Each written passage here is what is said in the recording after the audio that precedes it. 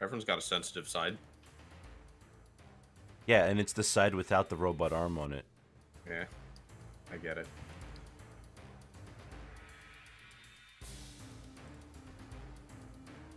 Actually, that is an interesting point. I guess this is just something with characters with robot arms in general. Is how do the like, nerve endings and stuff work? Because we do have prosthesis now, don't we? That like. In Full Metal Alchemist, it was like a super painful process to like connect the arm to every individual nerve. Hmm. All right, I those guys are basically magicians, right? Like, don't they have the ability to like at least use anesthesia? You'd think so. It's not really delved into. Like, alchemy is basically magic with extra steps. Yes, but it's limited to converting X into Y. Yeah. I don't know if you can convert pain into non-pain. I don't know. We can do that in the real world, so it's a little weird that they can't, I guess.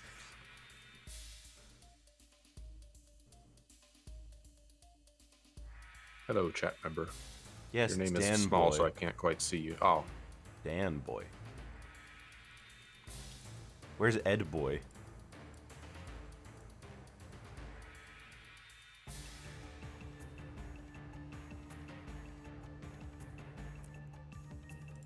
There it is. Gosh, I don't know why it took me so long to find all the places. Okay. It's the Wiggers from Leader Show with today's episode, Crash Cocoa Crunch. Rice Krispies. Oh gosh, you're off to the side. There we go. your hair smells nice. Thank you. Hello everybody, welcome to the final part of Crash Wrath of Cortex. I planned it to be last week, but those time trials got a little bit away from me. I've only got like 7 more time trials to go, given the last few are in the secret world. And then we can really finish this game for real. So that should be, I don't want to say like fun, because I'm not like super excited. It should be interesting, as that'd be the first time I've ever beat this game before. Let's These not. last ones aren't too bad. Those last ones aren't too bad? Well, I would hope so. I mean, I also get to finally play some levels normally again after being forced to do time trials. And then it's that, it's that picture, that video, that crying seal. He was forced to do Wrath of Cortex time trials. Let's get a move on, huh?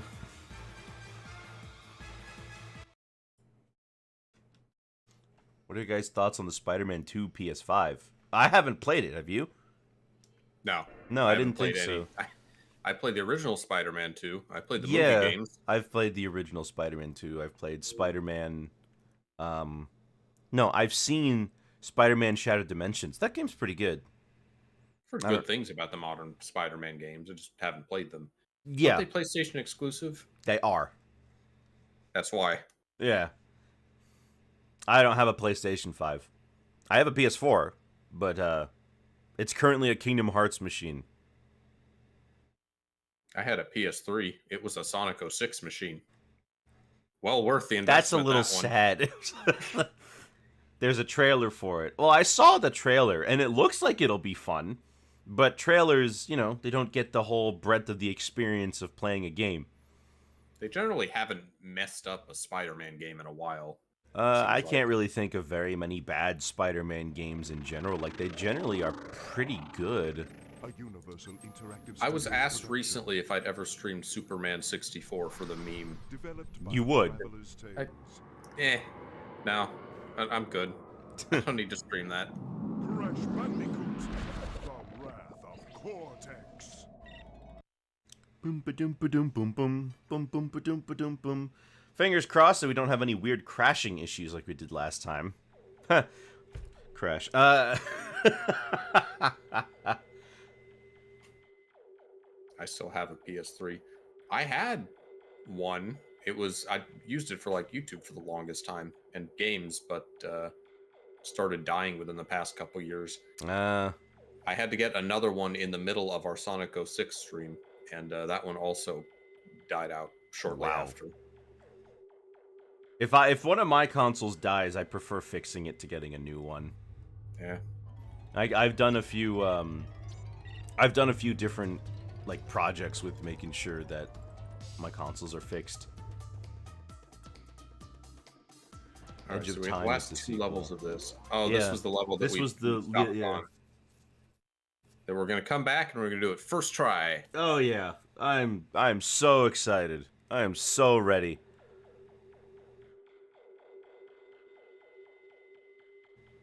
Great. And no, it's amazing.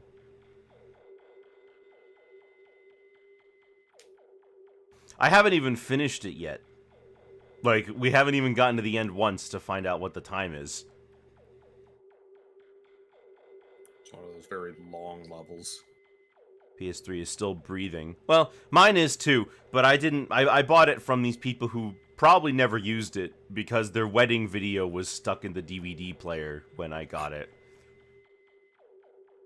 I gave it back to them, in case you were curious. Oh, there it is. Me trying to double jump.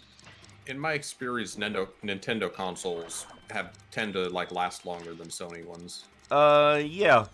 That's... I mean, I haven't really had any of my Sony consoles fail on me yet. Except the PS4 is just aggravating with its disc ejection problems. They just do it in the middle of while you're playing something. Oh, I guess you haven't been there, but yeah, it will just eject the disc automatically because the button, it's like capacitive, and the way it's set up is, oh gosh, it's affected by moisture in the air. Huh. Yeah. That sounds like a design flaw. It is, and the PS4 Pro doesn't do that. But your PS4 is still flying like flying a plane. I can't tell if that's an insult or a compliment, so I'll just say yeah.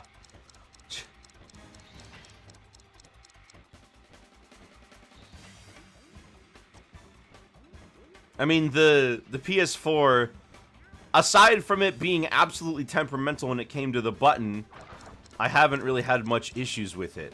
You know, I could say overall that my experience with the PS4 has been overall positive.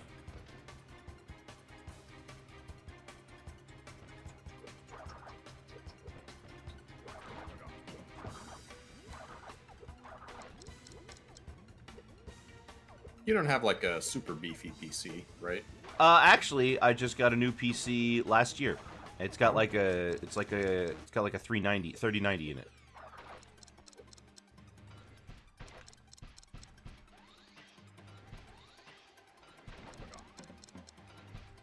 Alright, here's the part of the level I never beat.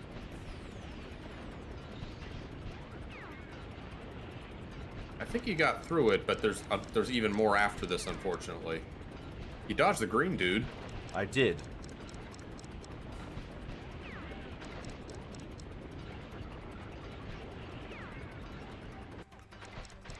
Right side, yeah. It's the nitros. Right. Well, I'm invincible. And there's nothing in the way. Yep. I hear the music. There's nothing in the way. And there it is.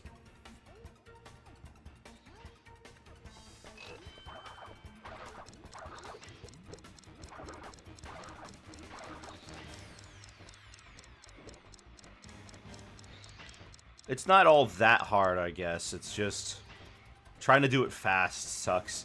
I mean, I have to run away anyway, so I just hope that this is one of the more forgiving time trials. Well, this always comes down to memorization, and there's just a long level with a lot to memorize. That's what makes it annoying. And when it comes to memorization of these, like when you're running away from something, that's the worst part. Yeah. My favorite TV show. It's the Wickersham Leader Show. Yeah, it's on TV. It's on NBC, ABC, all the networks. Fox, Cartoon Network.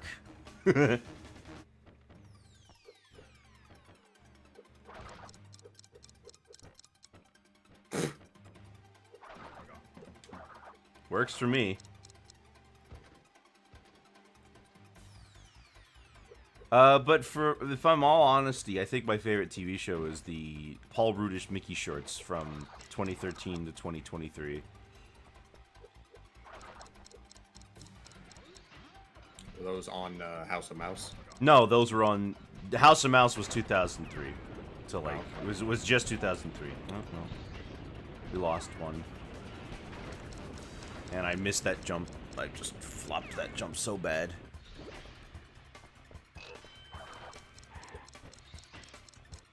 House of Mouse had its own shorts, and I generally don't think they're as good.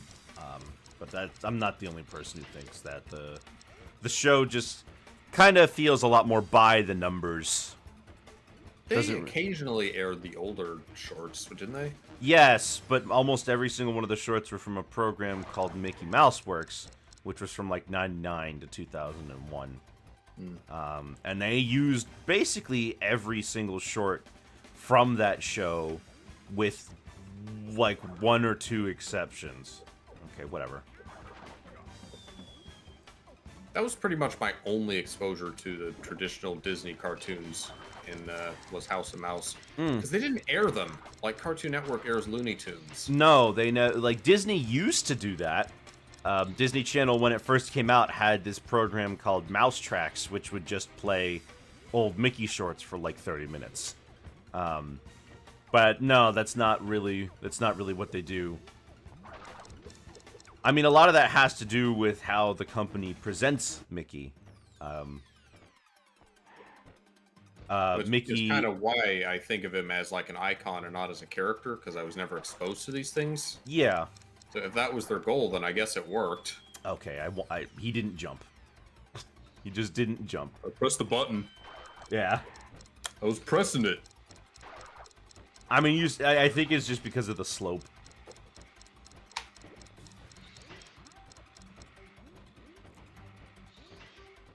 Those platforms are very finicky. I They usually are. don't even venture to try standing on the side.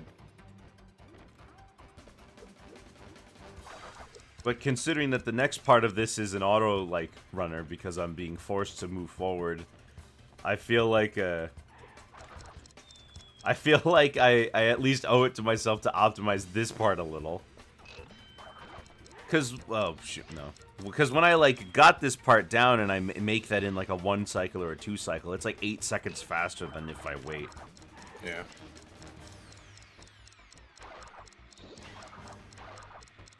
This is going to be one of those cases where you're super picky with this intro part that you just end up getting a way better time than you need. Probably. I mean, I hope that's the case, because I don't want to get to the end and find out that I still have more to do. That's going to be depressing. Mine is the Spectacular Spider-Man. Spectacular Spider-Man. I've heard lots of good things about that show, and I just slipped off. I've heard lots of good things about that show. Mostly that it wasn't really given a chance to shine and that it ended on a cliffhanger.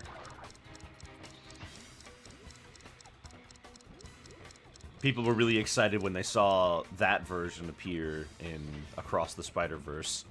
Yeah? Yeah. What whenabouts was that show?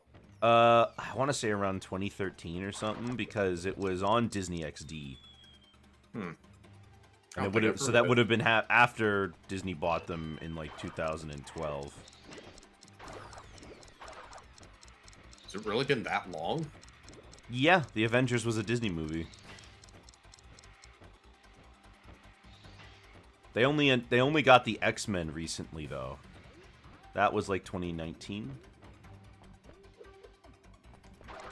Remember X-Men Evolution?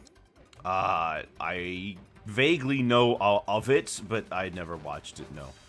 It was one of the few superhero shows I watched. I think it was on Cartoon Network.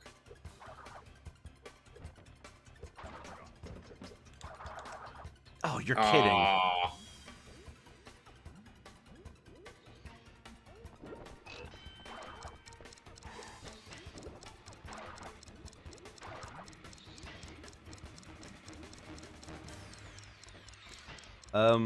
I thought X-Men Evolution was a movie.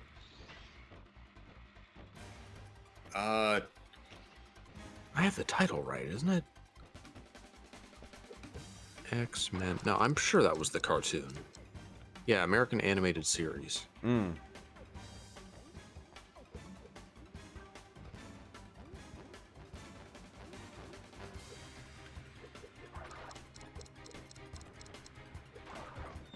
Oh gosh, I keep mistiming it by hitting the grates at the start. Are there any 80s cartoons you like? DuckTales. Is DuckTales 80s? Yeah, it was like 87. Does The Simpsons count? No. Huh. It debuted on December, like, 20th, 1989. The show or the shorts? The show. Oh. The shorts were throughout the 80s, but the show debuted on Christmas 1989, pretty much. All right, well, if you specifically like Tracy Ullman's Simpsons, then you can count it. I think we can all agree that was the height of the series. oh yeah. Season 5, get out of here. When it comes to a lot of 80s shows, there's just so much of these shows that were made to sell toys and stuff that I really don't care for. I know some people really are interested in it, though. Like, some people really love Transformers G1. There are some My Little Pony fans who are really into My Little Pony G1, too, that sort of thing. But, you know, there are these toy-focused shows, and I was never really all that invested in them. He-Man, Voltron. There we go. A lot of cases of, I think Voltron was one of those animes that was, it was different anime and was just like remarketed in the West to be this new series. Was Voltron an anime? I thought for the longest time Voltron was like an American series. Let me double check that I have this. I know Robotech was.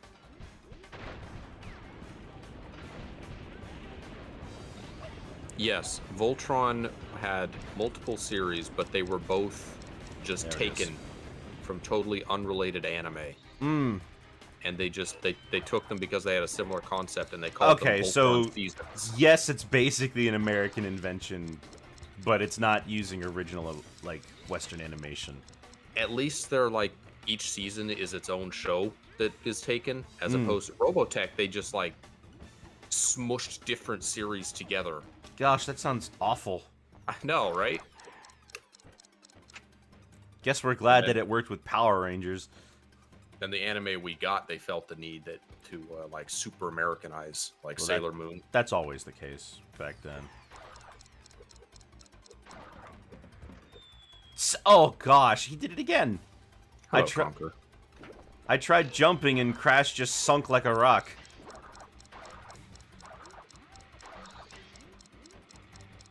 I have a hard time picking like a single favorite show. Probably be some like artsy anime like Paranoid Agent. Favorite cartoon I want to say is Steven Universe. I like the lore. I think it was a very positive show. It is. It's a very fun show.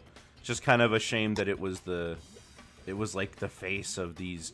It was just this one show that all these people really hated for years. Yeah.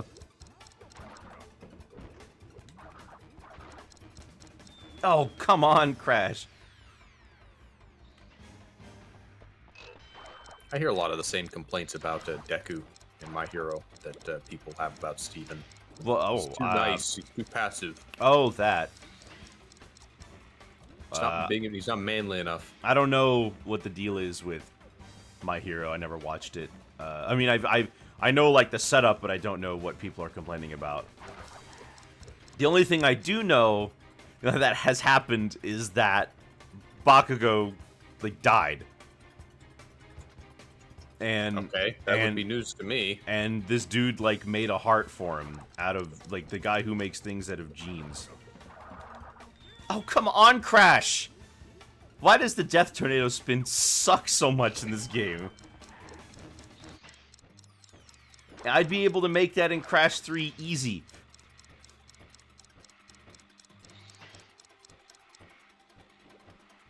I didn't realize it was different. It doesn't feel the same. It feels like in this game the Death Tornado spin just doesn't hold you in the air as long. It was super inconsistent in the handheld. Oh, well, I'm didn't work half I'm the not time. surprised about that one.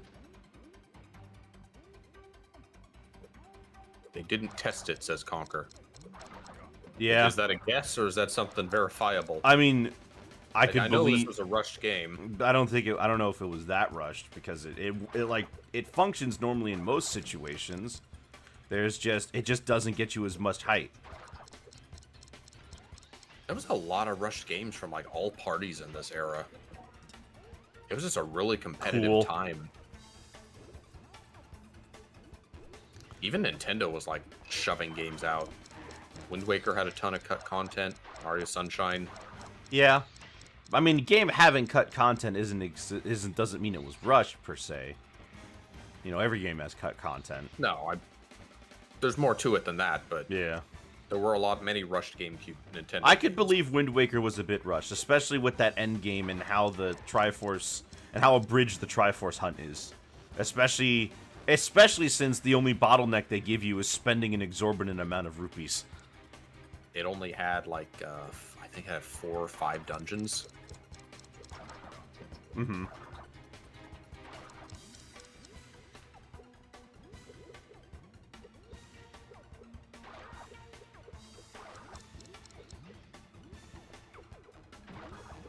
Ugh.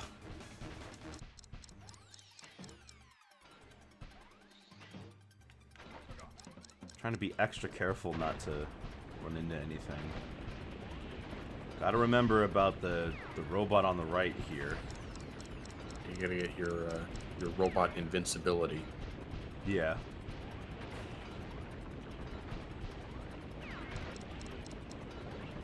It is kind of annoying that the chases don't break time crates in this one. I mean, Right side. yeah. Oh well. And then the third door has the gap right on the other side of it. You've been paying a lot more attention than I have. It's hard to memorize stuff while you also have to carry a conversation for the stream. I Yeah. get that.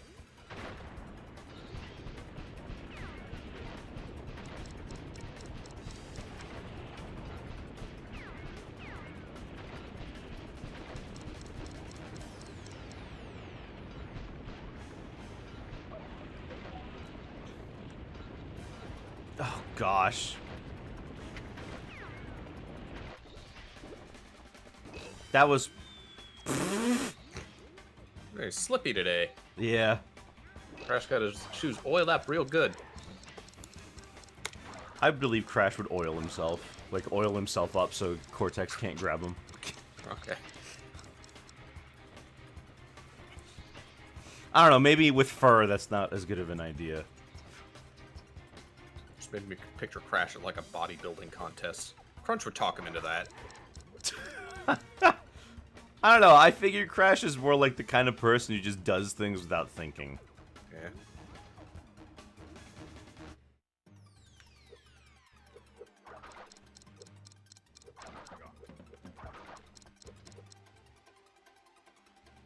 I'll bet you could slide double.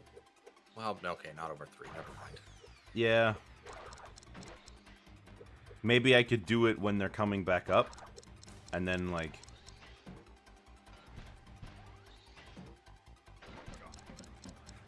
trying to be extra careful because those hitboxes on those is nasty. It ends up not mattering because it keeps just slipping into a pit is what gets you. Yeah. Oh gosh, I hate that. Why do I keep getting hit by that? He doesn't it's even like he's like against you. There's no malicious intent from this robot. He's just doing business. Yeah. Just walking back and forth for no reason.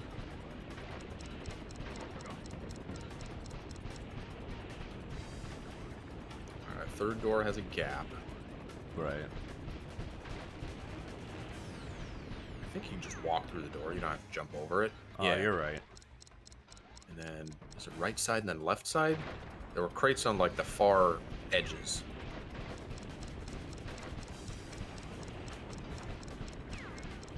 And far left for a 3.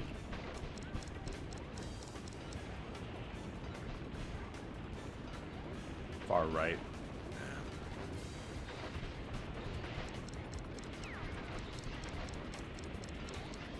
Finally. Honestly, if I make it to the end, I'm just calling that a victory.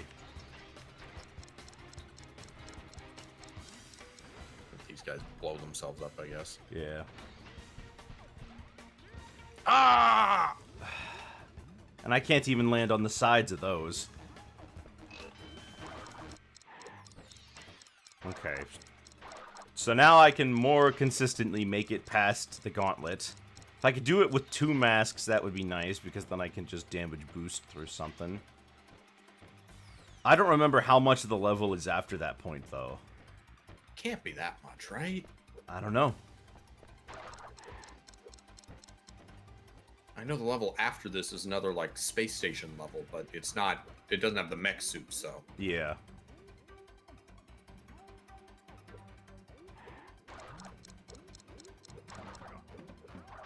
Beautiful. Unfortunately, I still have to wait. Oh gosh, that... Okay. Polish. Polished game. Alright, so we're not doing that anymore.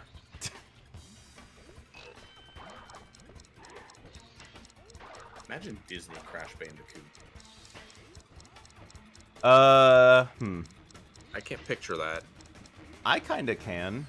I mean, in the late 80s and early 90s, they were just kind of making a bunch of different cartoons about stuff, and if they really wanted to, they could, like, make it, but they wouldn't really have much interest because Disney has their own thing, usually. Yeah. I mean, the most strange thing that I could think of that they made at the time was Marsupilami.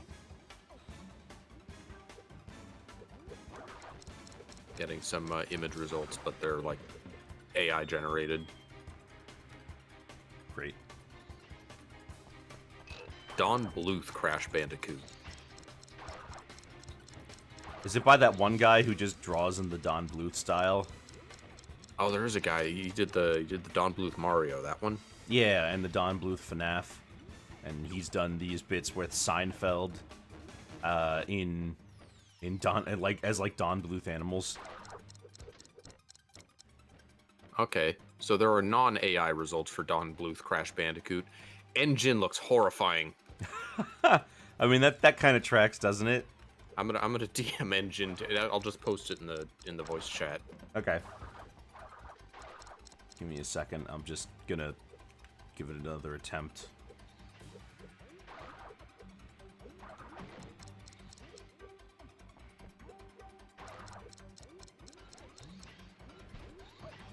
And there it is. Oh, gosh. Got Don Bluth, Wario, and Waluigi to look pretty good. That, okay, this is more like a troll in Central Park. Was that not Don Bluth? That is Don Bluth. But it's one of the Don Bluth movies that sucks. Aren't there a lot of those? In the 80s, the dude was unstoppable. In the 90s, he just kept making really poor movies. Yeah. There was The Pebble and the Penguin. There was Troll in Central Park, as I've already mentioned. There was Rockadoodle. I feel like he really wanted to build up a library. Because his goal was to, like, be a competitor to Disney. Well, he's ex-Disney. Yeah, I know. So, yeah. And for what it was worth, it worked. Secret of Nim and an American Tale were both huge successes. The Land Before Time. Crazy thing about The Land, I didn't watch The Land Before Time until, like, somewhat recently, and I was shocked to find out that it's only 40 minutes. Oh, yeah. There was a whole series. Like, how many movies were there? 15. Yeah. All direct-to-video after the first one, and they just kept getting worse. Remember Disney's Dinosaur? I do. Okay. What's going on in this particular tunnel? Alright. Cool, thanks. You know, I really don't feel like we were seeing this game's seams until this stream. Yeah. We've been pretty lucky to not really see many bugs or anything like that. Too bad we never got that Dragon's Lair animated movie. That was him, Dragon's Lair. Yeah, and Space Ace. Why do you need an animated movie? Just watch watch a long play. Space Ace, that was the game where you fought like a blue genie looking dude? Yeah, his name was Borf. Borf. You were like you had like the powers that Shazam had. You were a kid who turned into like A squid. Yeah, I yeah. know that trope. Absolutely. You were a kid who turned into like this super space hero type guy. Yeah, I remember what he looked like. And I don't remember what the girl's name was. You know, there was a Dragon's Lair game on the GameCube. Oh, yeah? Dragon's Lair 3D. It was a 3D platformer. And I assume Don Bluth was not involved. No, he was not. I don't even remember when he died, now that I think about it.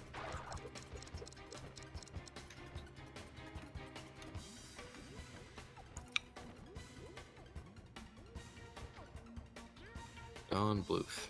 85 years at,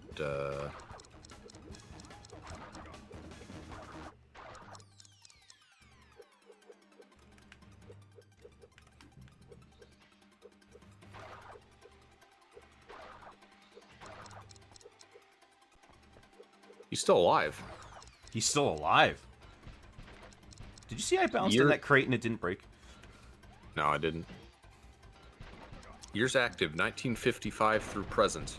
Wow, okay. I didn't know. It's a picture of him at GalaxyCon 2023. Guess he just retired. Makes sense.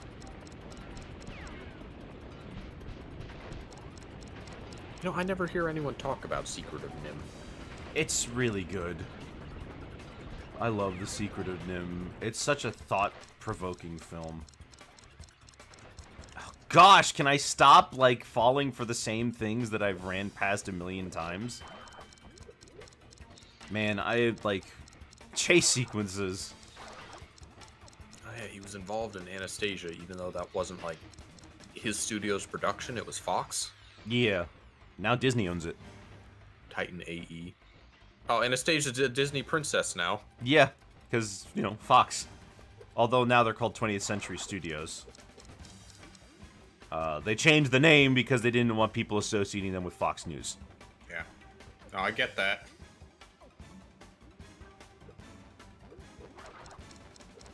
Because the two used to be the same company, but they split up at some point. Because of, Disney like... bought all of Fox except for Fox News. Yeah. But they weren't the same company to begin with. They had split up a long time ago.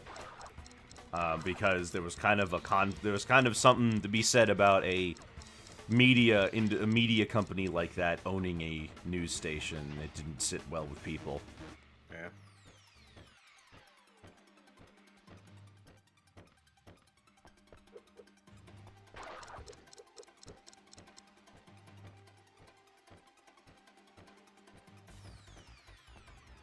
Why is Fox the channel still called Fox? Because it's the channel. You know, it's not the studio. What do you think? Just these giant brands just rename themselves willy-nilly? That's stupid. Who would do that?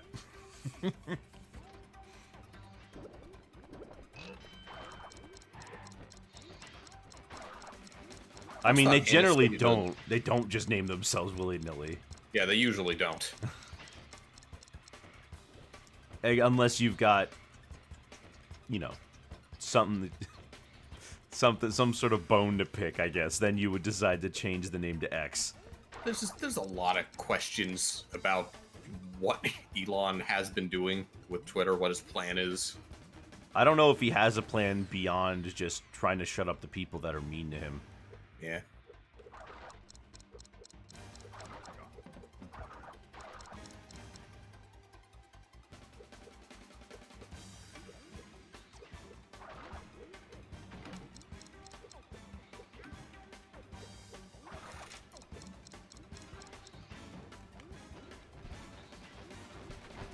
There we go. 2 masks. Let's get a move on.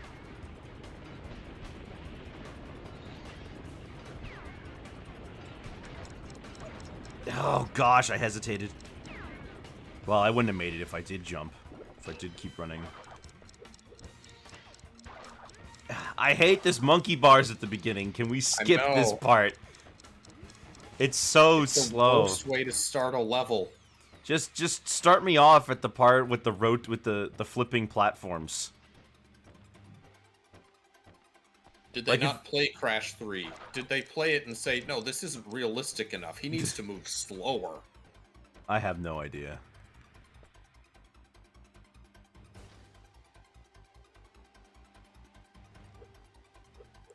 It's almost universally a bad idea to have your character move slowly in video Oh games. gosh. Yeah.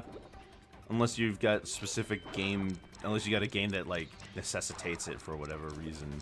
But like in platformers, nobody wants to have a character move slowly. No, it's never fun. Which I've mentioned before is I think the root of why most people dislike water levels. You move slower than you do in just running. Uh-huh. That's also why people hate auto-scrollers. Yeah. That one can either be it's too fast or it's too slow.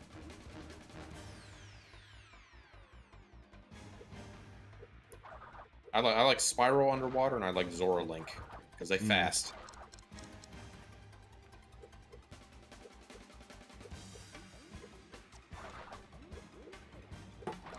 Zora Link had really like elaborate swimming mechanics for an N64 game. I don't really see them in like games since then.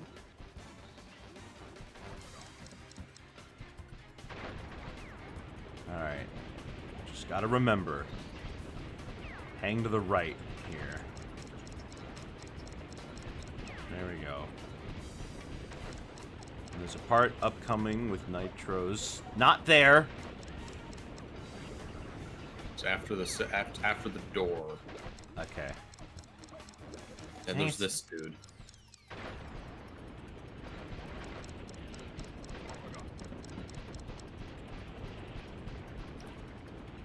The next door has a gap after it.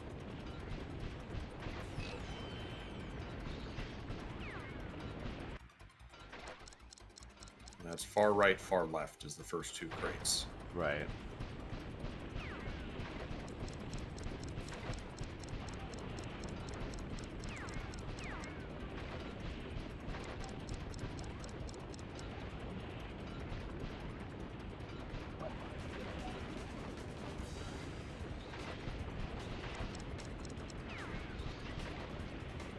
Pretty nimble for a robot, all things considered.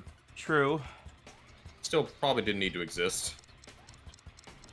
Right, explosive guys and then the rotating platforms.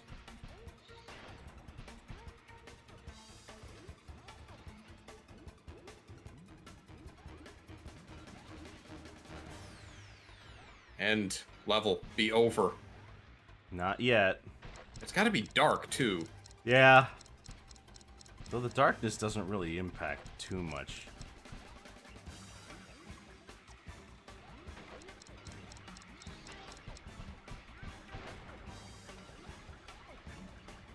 Son of a gun, the standing jump.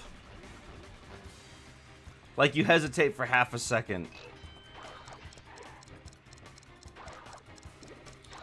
Well, if he jumped immediately, it wouldn't be realistic enough. Except when he's on the move for whatever reason.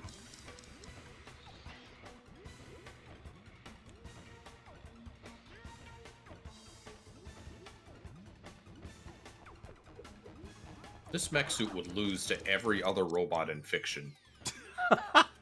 You really think Johnny Five would take this thing down? There's no protection. It just crashes just out in the open. Yeah. It's slow. The only thing it offers him is a gun, which he now already has anyway. Yeah. It makes him... I flippin' jumped and he just didn't move anywhere. That's the second time that's happened.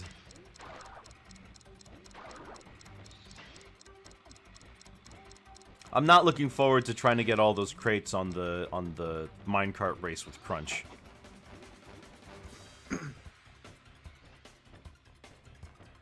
It's not going to take nearly as long as this. Probably not. I would hope anyway.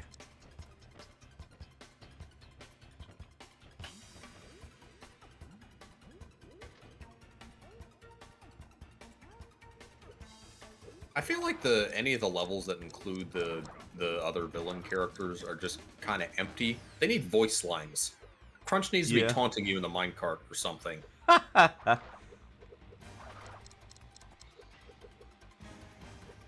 And it's funny because you have to beat the final boss. Well, you have to beat the final boss before you can go do that level, right? He's like, "Hey, want to go driving?" Yeah. Whoa. Okay.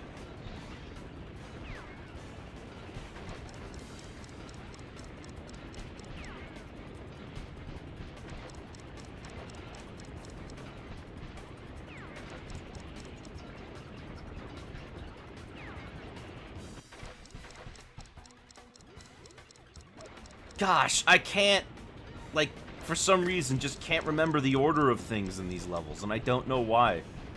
It's those green guys. They're just the trickiest enemies. Yeah, I mean, yeah. That's why they move the way they do.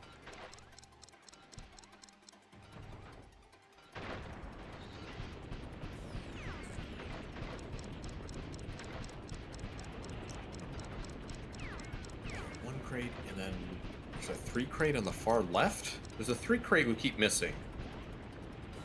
That's far right.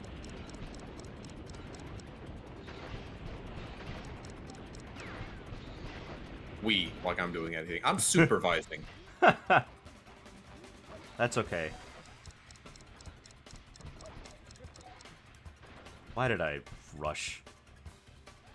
You saved it. We're still good. Yeah. And you got a whole other platforming section on these stupid little circle platforms. Yes.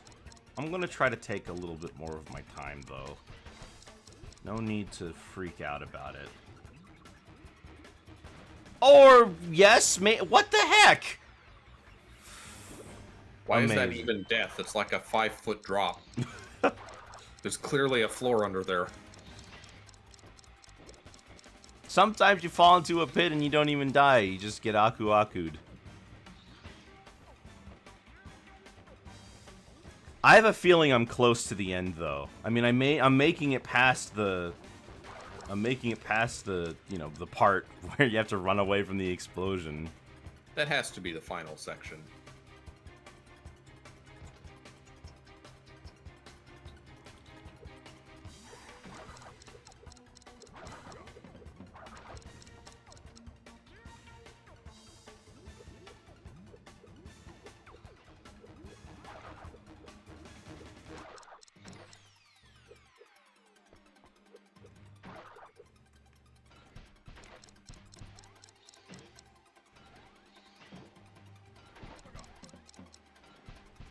I don't know if Crash would have slotted into like a Sonic franchise thing. I want What to do see you him meet mean? like the Freedom Fighters. I don't think Crash really would be up for that. Yeah. I don't think he really suits him all that well.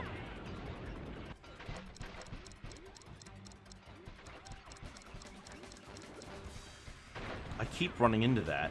I keep thinking it's somewhere else. That's my problem.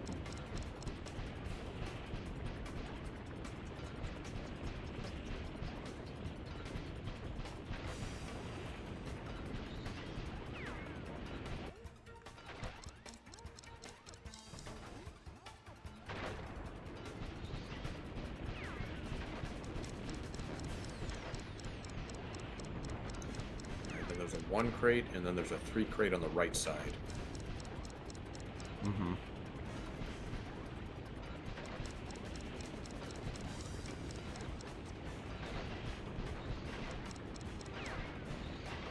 Can't seem to get those. I'm not losing any sleep.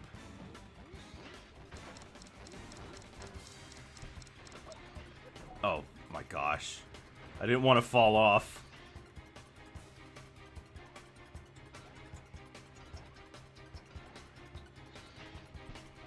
It's okay, I'll live.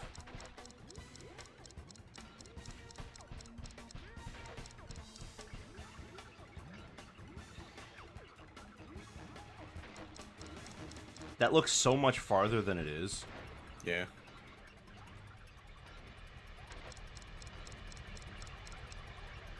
Again, surprisingly nimble robot. Yeah. Well, it's got to be the end. If only it had anything There. else of value. 2 minutes. Whatever. I'll take it. That level sucked. It wasn't so bad the first time around. But doing it for this? Ugh. Trying to rush through a level with those rotating platforms. Just Not great. hits in the floor everywhere. Well, at least I can feel a sense of pride and accomplishment.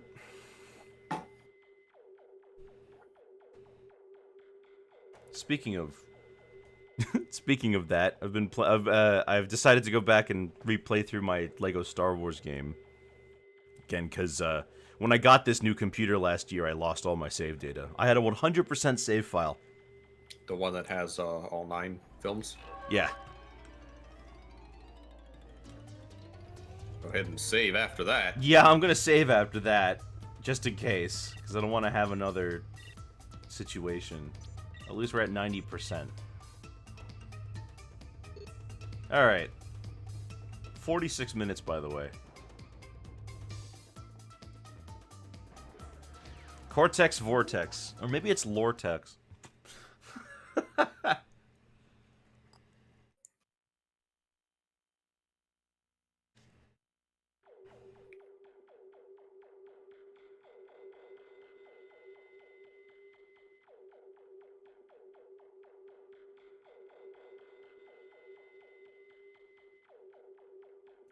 Oh.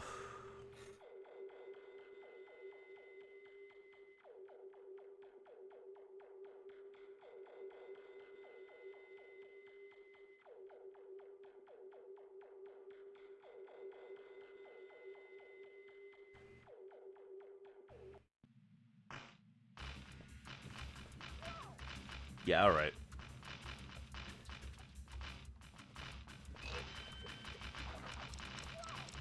What? Okay, that didn't touch me. Yeah, these lasers with their weird hitboxes. I do remember those.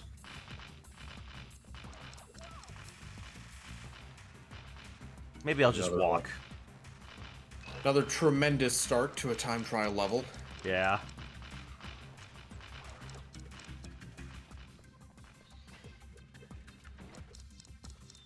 Oh, gosh.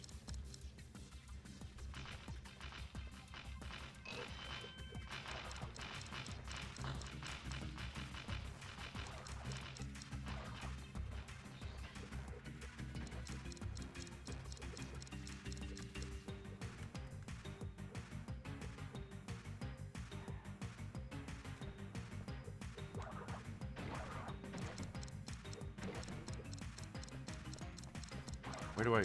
Oh.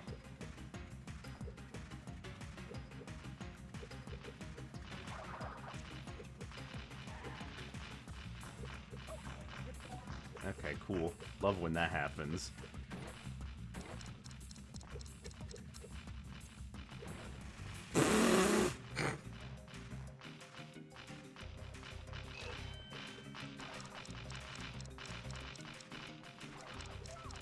Ah, I keep taking the corners too tight.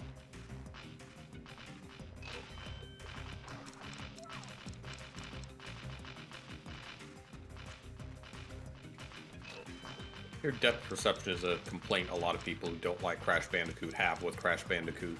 This game, I'm feeling it. Not the other ones. This one, I have a really bad time getting my depth perception in place.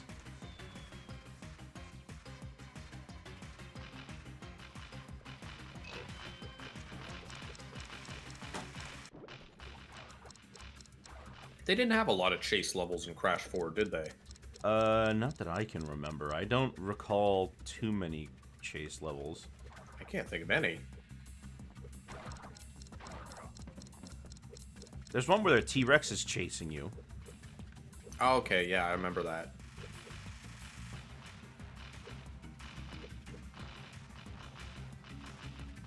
Do you think Sonic took inspiration from Crash 1? Oh, gosh. No idea. It's possible. They had the truck chase. Well, it was the Orca chase with Sonic Adventure 1. Yeah, calling that a chase is a bit of an oversimplification. Oh, I mean, excuse me, not an oversimplification. More like just, I don't know. It's not a chase because it's like it's a automatic sequence, you know? He just automatically boosts in Sonic 1. In Sonic Adventure 2, at least, it's not really a whole lot of danger, but you're in control when you're running from the truck. Oh, flipping... There's so many lighting effects going on.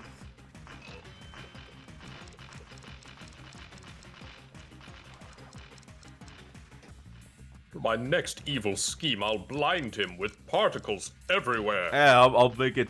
I'll make it so difficult for... Oh, come on! What is that hitbox? That epileptic bandicoot will never reach me.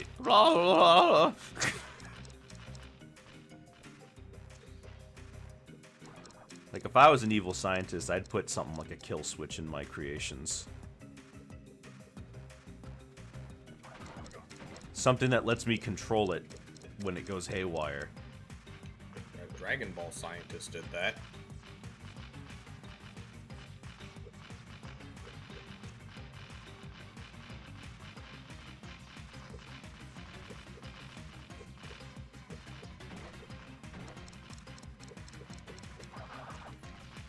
Oh, okay.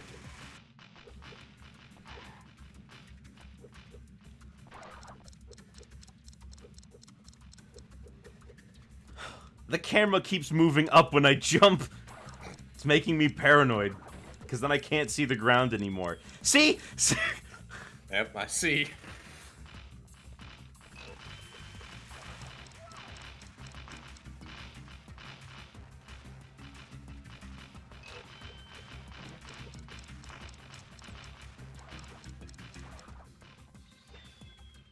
Wow, I didn't even have the chance to double jump out. I just immediately fell.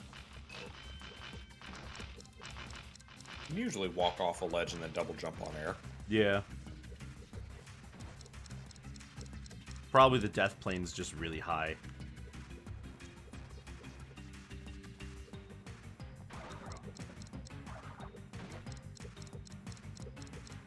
Crash doesn't really have any, like, exceptional abilities that he's known for.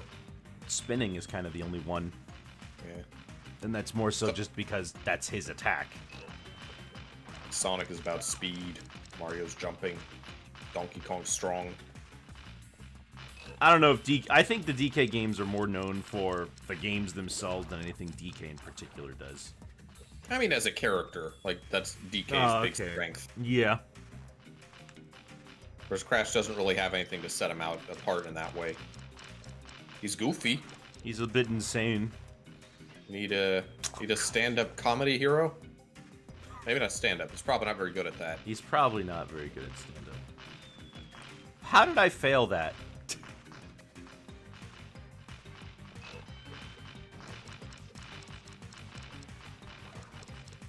This is just another level with a beginning that's so dangerous.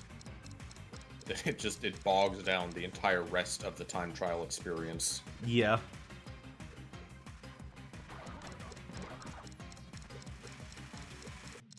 This is also the level that has the sequence with the, like, 3 free mask boxes.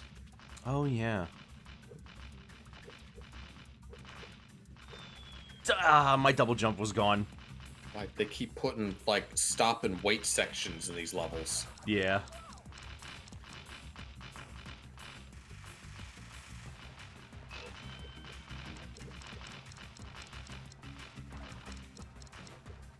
What is the function of all these machines?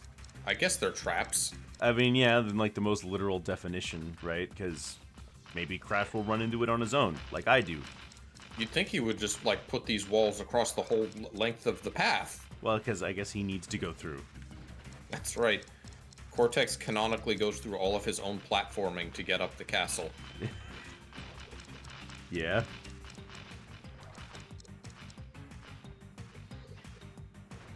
Okay, now I'm messing up that jump. Kind of a problem. I like how Twinsanity posits that Cortex is, like, just as strong and capable as Crash. Hmm. Because again, like, they get into fights and then they're tussling forever. Crash doesn't Yeah. immediately kick his butt. I mean, usually the Crash bosses are kind of difficult. Especially if you're, like, fighting them for the first time, right? You just wouldn't think this, like, wiry little scientist man. Yeah, but Crash is physically also not capable. exactly muscular, is he? Eh. He's got a very strong neck. He's got no neck. That's the secret.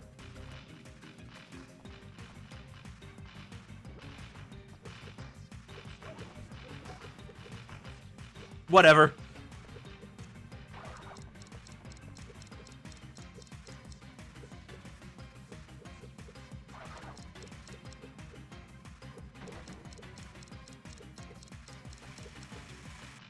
It's like the whole thing with Eggman just being able to outrun Sonic due to plot. Yeah. Oh, I played Rivals with someone offline the other day just for fun. Mm-hmm. And we tried out some of the workshop characters. They're pretty good Eggman. Oh, Rivals of Aether. I thought you were talking Yeah. about Sonic Rivals. No. You can just get in and out of his mech and just like Sparta kick people. That's pretty cool. It's got all the English voice clips from the Sonic games. Hmm. Oh, there's a lot of very well-made workshop characters. Oh, yeah. Do you have Rivals? Nope. It'd be a fun stream if you were to get it and download characters you're interested in. Yeah. All right, good talk. So, I'm focusing! No, I get it. There you go. You did it. Yes, it would sub be 130. pretty fun. Oh, gosh. I got a relic. First finished attempt. All right, Man, now get all after the that, platinums. after that one portion, it really is just a very quick jaunt to the end. But these levels keep making me wait at the start, from That was driving the same me. stupid design as the last level. It's where you driving have me this up the wall. super making dangerous me wait. starting section, followed by stop and wait section. And then you can go. At least I'm not in a mech. Oh gosh. True. But yes, I would be interested in trying out Rivals at least. That, I mean, you know, seems like it would be fun because it's a platform fighter. The custom characters are pretty good. Alright. Save. And now we have enough so we can do all the missions up there. I'm just... I had Elf King over, and he immediately fell in love with the Morshu character. Whose Morshu specials are character. bombs, rope, lamp oil. Those are his 3 specials. He's got 3? Yeah. I didn't know Rivals characters only had 3 specials. I guess, yeah, there would be 4. I don't remember what his 4th was. He had, maybe it was Link. He had one move where Link grabbed his stuff. His stuff being the opponent. Right. Alright, what is this level? And this one's just gems. Oh, it's a Coco level. Yes. There are no crystals There are no left. crystals left. They're all just gems now.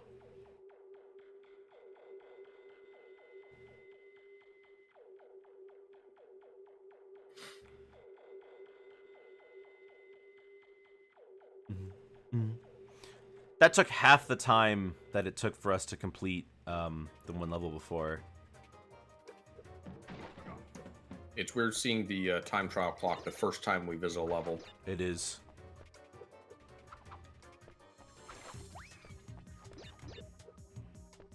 Why is it dark? I don't know. Oh, there's a firefly. This is the obligatory firefly level. Yeah. Except it's also a level that which he already played as Crash, except now we're Coco. Oh, you're right. What the heck? Does the firefly not run out? Doesn't that kind of defeat the purpose of the firefly? I'm glad if it doesn't run out.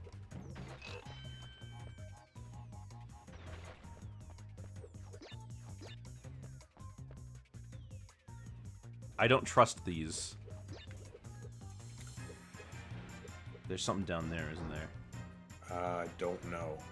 Yes, Nitros. All right, and Death, you're trapped. Great. Okay. Awesome level design. Let's actively punish people who think, well, there was something down there in the last version of this level. So this isn't the same level, it's a little different. It's a remix, yeah. That's unusual. I mean, It Crash is. 3 did not do that. Crash 3 had, like, alternate entrances to levels. This is the inverted version. Oh, There's a box you missed. thank you. Now I have to wait again. Yeah. I think I actually like this as a concept of, like, I compare Coco to like Crash 1. Yeah. I can't Of go like back, having a can character I? that is Just gotta more make limited that. than the other characters. It was done more intentionally and done in a way that it wasn't with like Coco's slow kick or anything. Right. Make it like make it fake Crash. Fake He Crash. can be the worst version of Crash Bandicoot. He's the tofu boy. Yeah.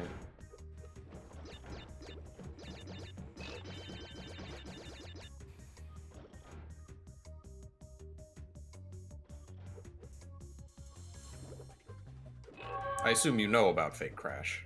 I know who Fake Crash is. Okay. Oh, you mean like his backstory? How he was like from a really bad looking plush? I just meant the character in general. Yeah, no, I mean he's in Crash 3 and I've played that game. He's also a playable character in CTR. They really took a liking to him. He appeared in a lot of stuff, a lot of games. He in the Japanese media he appeared basically as like a Crash's rival type character. Yeah. Except he was pathetic at everything. The Dan. Yeah.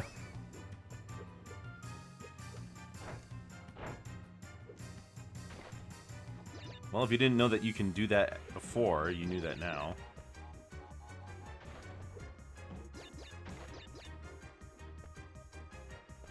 Oh, Coco can't crawl. She's got to dodge those. Yeah. She doesn't know how. Why? I don't know.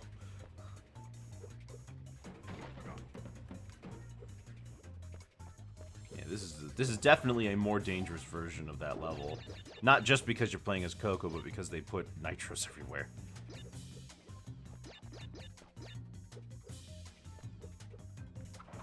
Okay, good.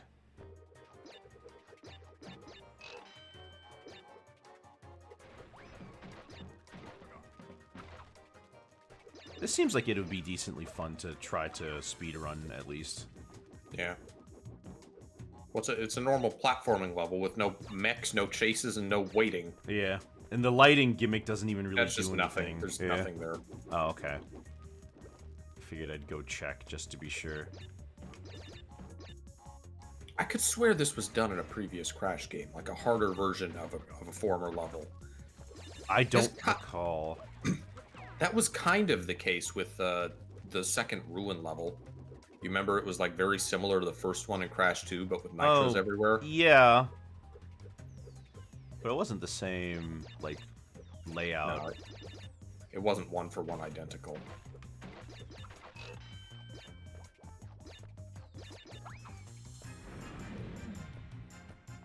Anything to the left. Firefly, please. That didn't activate the TNT? I guess not. Well, we got the gem. While it's fresh in my mind, I think I want to do the time trial now. Ugh. Bonk. That's true. Samus did need a power-up before she could crawl. Crawl, quote-unquote. Dang it, you're... Well, I mean, kind of. She needed to lose her power-up before she could crawl.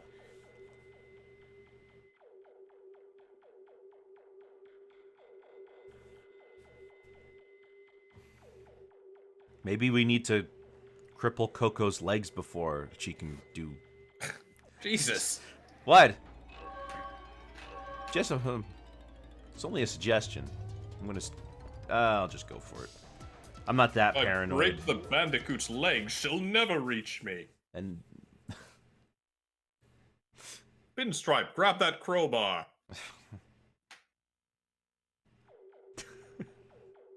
Then Pinstripes, what are you talking to me for? I sell cars in Chicago now. I guess that's that why was he the was a boss in non-canon ending. CTR. Yeah. Well, that I was mean, the yes, it's a non-canon non-canon ending, ending because they said that Embryo goes to tending bar. though. Yeah. Papu never opened that big and tall on the island. No. At least she can run. At least they At gave least her that. yeah, at least I can use the crash dash.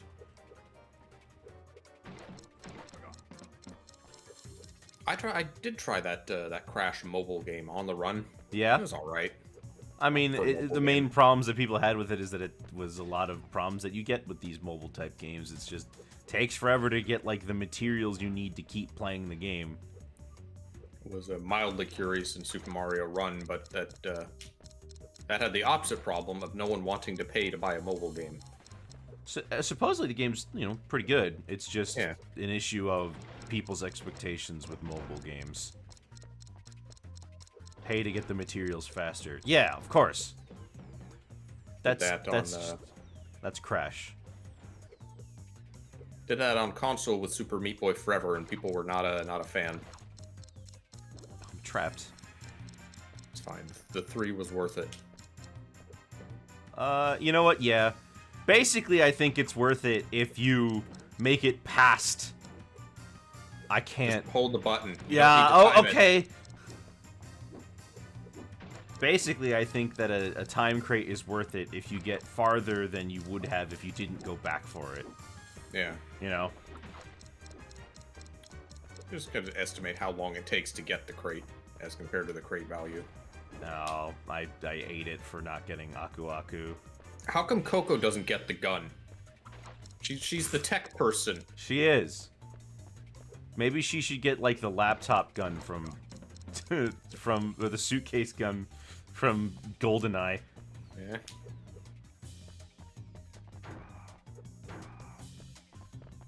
Thanks. Really It's adventurous of her to just run around with her laptop everywhere in the Insane trilogy. I wouldn't do that with my laptop. No, it's a lot of unnecessary weight. I also wouldn't be running that much.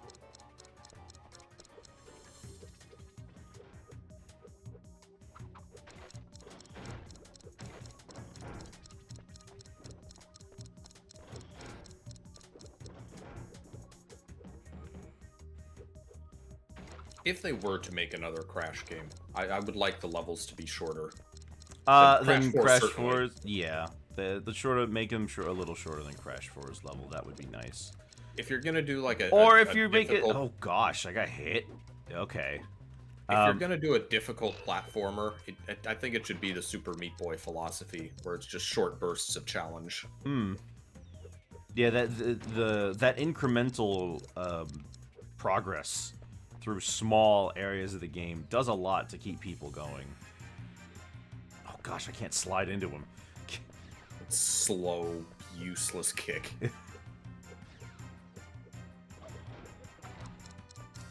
Good idea with Coco having her own thing with like the kung fu. Just bad execution. I just don't know why she gets kung fu.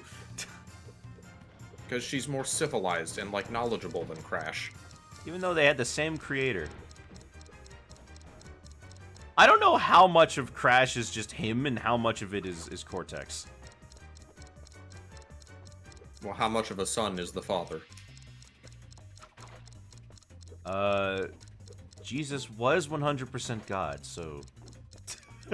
At least according to flippin' Catholic dogma.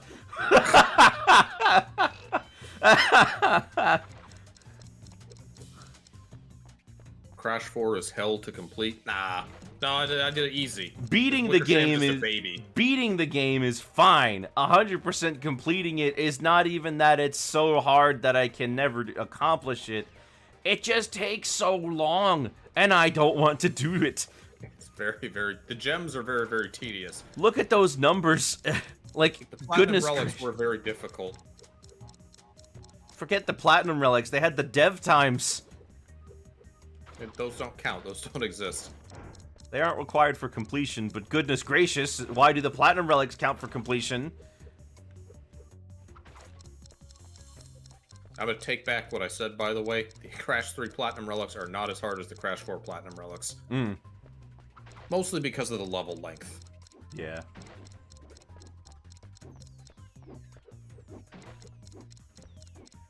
I'll bet you could just jump on the TNTs and that would break the time crate.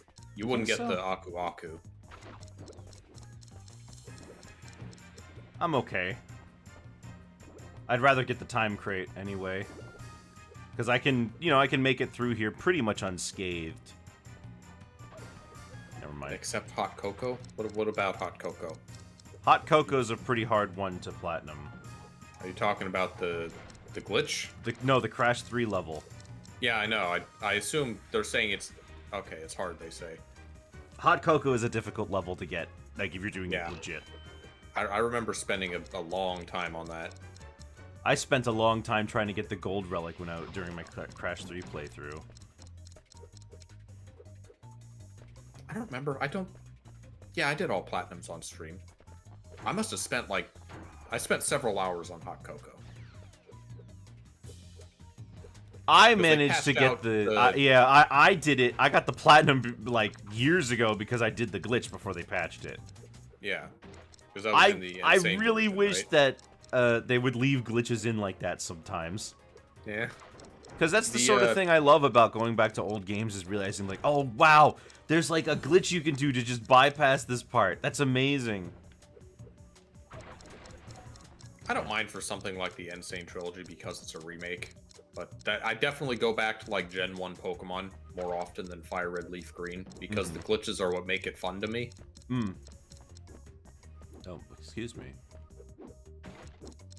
Fire Red and Leaf Green though are like, ah gosh, they've got like held items and abilities. Eh. You can't catch Mew, so who cares?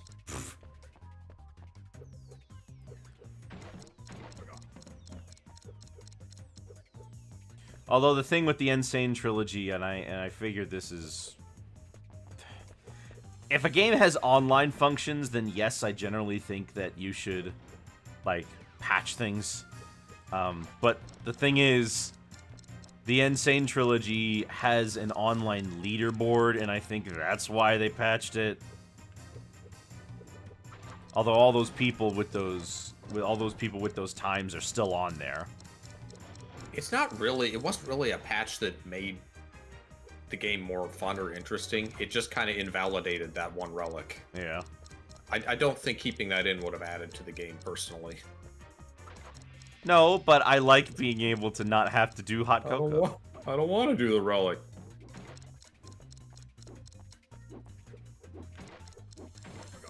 I'll just get both. Wow.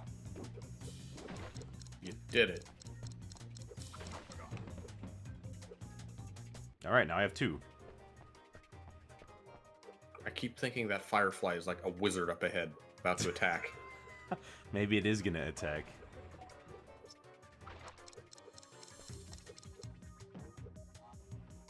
Oh.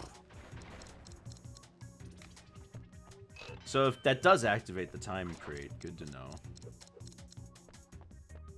Yeah, it does. It activates time crates. It just doesn't give you masks. Masks. Kind of sucks. But it's make that into the challenge specifically, so. I was gonna say the two like bonus levels in Crash 3, Hot Cocoa and Aegipus Rex. Apparently, the fact that those had such low like Sapphire time trials was it was part of the American NTSC release. In Europe, they had like actually difficult relic times. And I don't know if they fixed it for the Insane Trilogy or not. I don't remember if they changed it for Insane. The Retro Achievements has the European times, but I always assumed that was because the levels were a pain to get to, and that they kick you out after you like get a relic or something. So I can make that jump, but it's safer if I land in the middle as opposed to trying to make it out. I don't think you need to be quite that picky. Yeah. You can afford to jump twice there. You're probably right. It's just I have the opportunity to save time. Treat yourself, girl. Yeah, okay.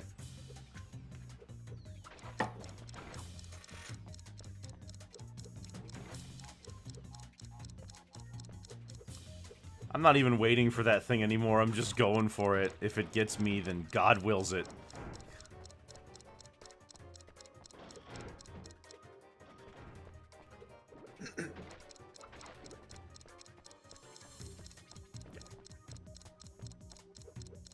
remembered recently that before Crash Bandicoot, Naughty Dog did, like, among other things, a terrible fighting game. Let me look at the list of Naughty Dog games. I don't remember the list of it, or the name of it.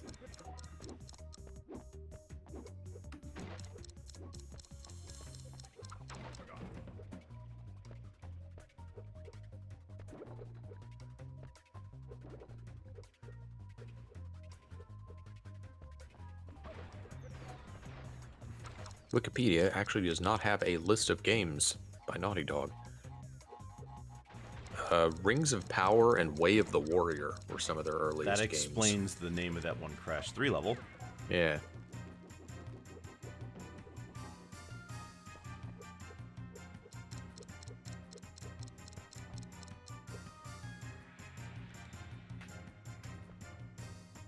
What is Rings of Power? Probably a The flight fa- sim. It's a fantasy game. Never mind It's an then. RPG Oh, we got a gold. with a very knockoff Hobbit-looking dude in it. Sounds high fantasy enough for me.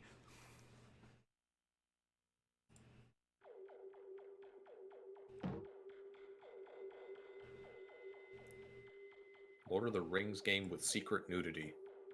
Okay. A secret naked lady? That's better than the naked ladies that aren't secret. Forget Renaissance art.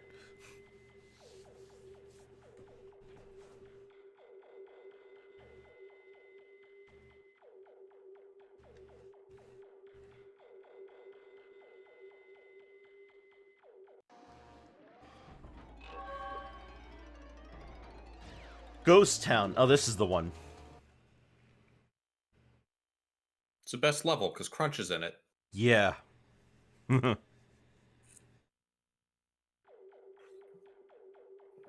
Unfortunately, there's no surefire way to do this because you have to take every track to get all the crates. I mean, You just have to hope that you beat Crunch doing so. I'll just do it twice. I don't remember if you get the gem. No, I'm thinking of the time trial relic. You don't get the relic unless you also win the race. I can't hit all the crates. Oh, it's multiple laps. Yeah.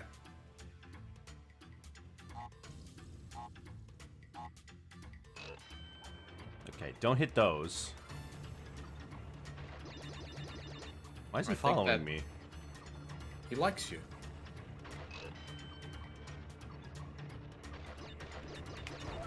Gosh, that's so tight. And I can't see because Crunch is in the way.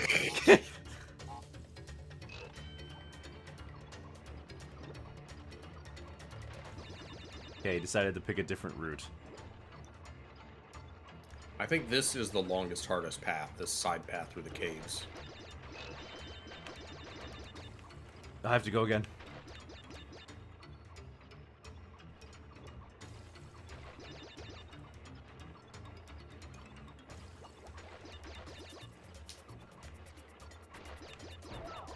Wow, there's a lot of different pathways to take. But only 65 boxes, and that's counting all the nitros. I don't think this is going to be that bad to get all the boxes on. It's short, at least. Yeah.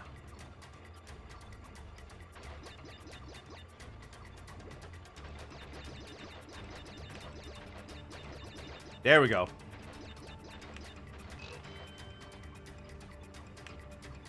Ah.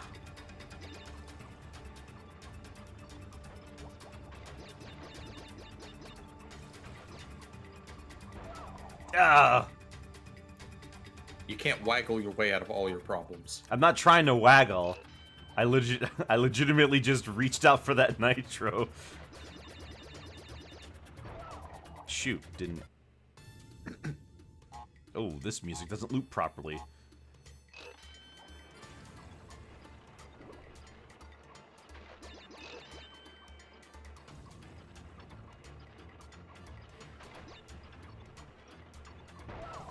Dang it. I did it late.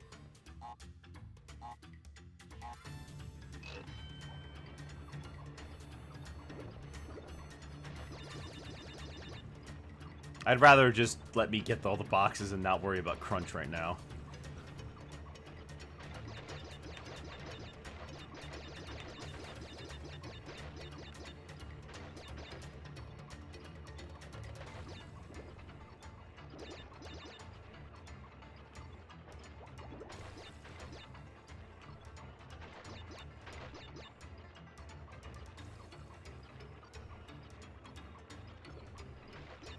Okay, so the cave is all clear.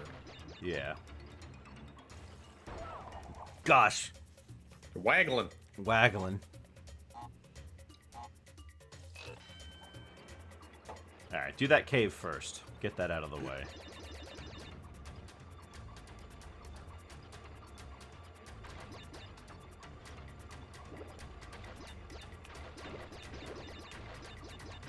Nope, cave's not clear.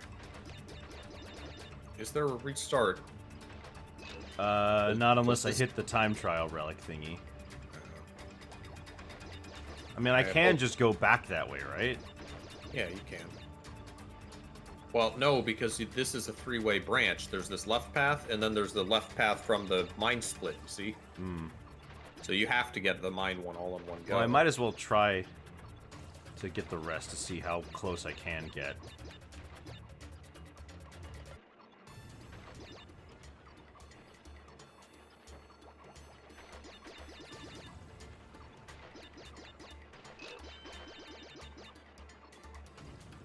Oh man, it is really close, though. Eh. Because now, I've gotten basically all the boxes. You're still in first. You could use this attempt to beat Crunch at least. Yeah, true. I don't know how I'm beating him. Sorry, I leaned to avoid the nitro, not realizing that I could just stay in the middle. I don't think there are any nitros on the carts, on the tracks in this stage. Yeah, it looks like there aren't any.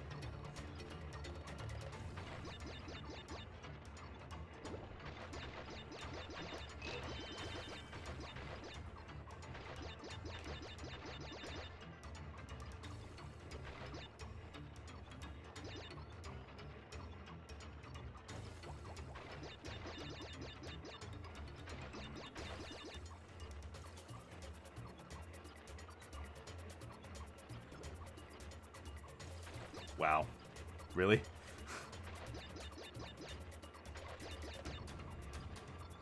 You planning to start a new game tomorrow? Yes, we're doing a Boy and His Blob on the Wii. Oh, that's right. You mentioned that. I've always wanted to play that game. I got it somewhat recently, but when I was a kid, I saw it in Nintendo Power, and I always wanted to try it out. I've been curious, but I've never seen it. Yeah. I owned the original Boy and His Blob. Never got very far because there was a lot of memorization in that game. Yeah, and some guesswork. Yeah. It's a very short game, all things considered, though.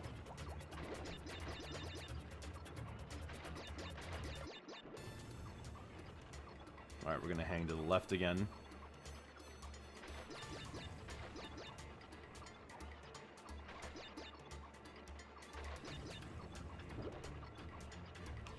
Gosh, Some mean camera position in this level. I did it again. I leaned to the right. Gotta remember, don't lean unless there's a crate to grab.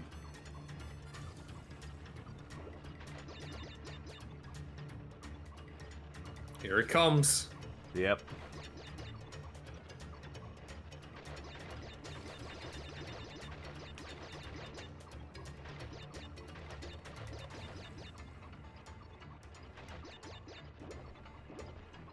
Now he's in front of me. I don't know how he gets in front of... I don't know, like, what the deal is. It's probably just which routes you pick. Yeah. Just gotta memorize the shortest routes. Except you can't always go that way in time trial because you also have to get the time boxes. Oh, yeah. It's not. That's only if you are going platinum. You need, like, a perfect run. Mm-hmm.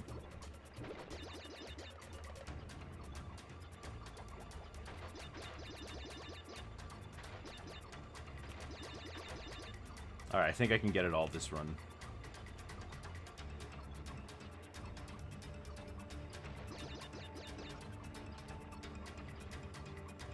there's one on the right side here. Got it. Got it.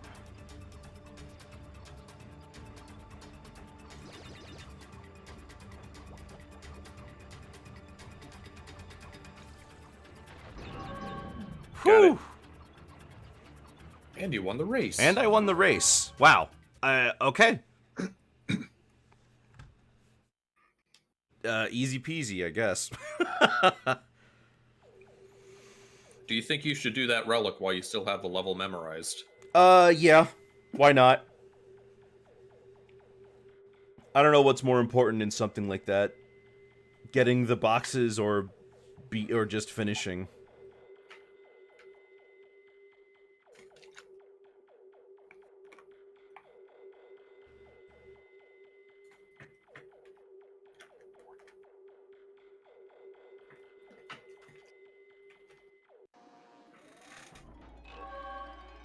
That definitely feels like a special warp room level. Most of these levels are pretty gimmicky. Which at least you get 5 more levels as opposed to Crash 3 where 2 of them were just different entrances. Yeah.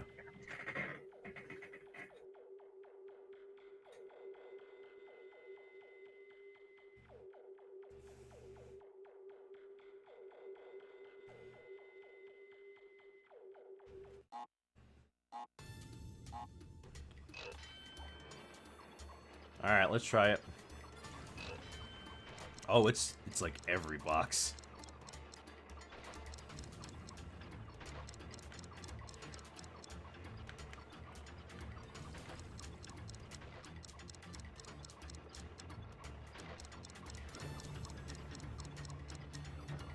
That's still the Nitro crate, so I don't think that really matters. I don't know, some of the TNTs got turned into Nitros.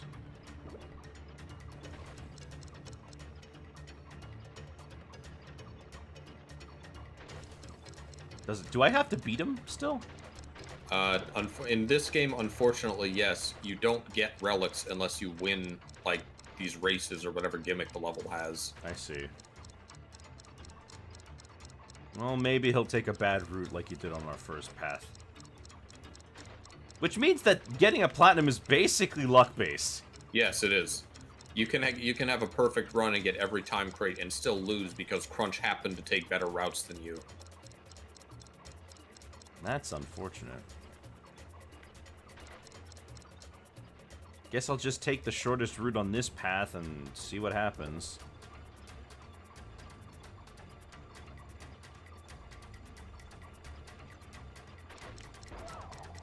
Whoops. Well, in that case, I might as well just... I don't know. Should I just keep taking the shortest path? You can try it. Oops. Ah.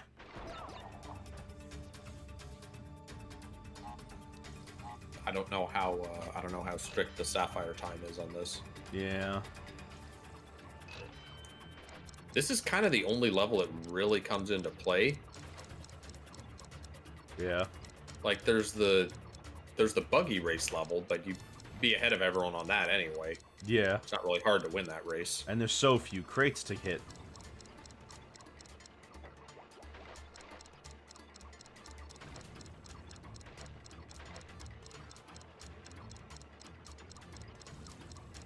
I just realized that basically the default path that the game sets you down kind of, like, is... Well, I guess that's a shorter route, but it kind of is the shortest route. You'd stop tailgating.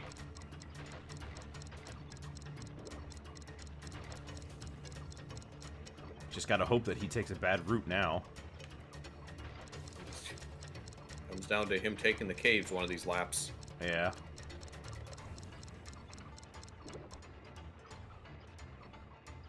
Nope. Do I just lose?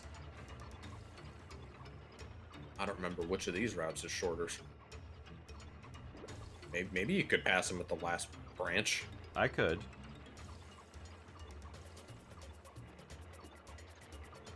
Oh, that's shorter. Well, there we go. 40 seconds. That's a gold. Great. I bet you do just have to take every single pathway and get all the time crates to get a platinum, basically meaning it's luck based. Yeah. I don't know if he has any sort of decision making to which paths he takes down, but it appears to be completely random. As far as I'm aware, yeah. Well, at least they didn't like take us too long, right?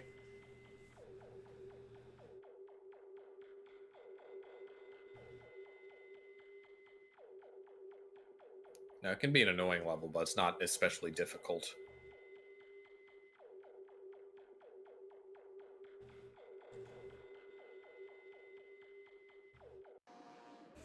Okay. Ice Station Bandicoot. Oh, another flying level. Well, that should be easy, right? Wait. This is What Rings that of a Power. reference to? There's a movie, Ice Station something. Can't remember the name. Ice Station Zebra? 1968. Yeah, a few things have referenced it. I know that the Venture Brothers had an episode called Ice Station Impossible. Yeah, I'm seeing that in the results. Oh There's a book gosh, called it's Ice Rings of Station Power! Novelist. It is Rings of Power. Against- Except you're against a polar bear on a magic carpet? Alright. What does this dude have to do with Cortex? Anything? He experimented on a lot of animals, I guess.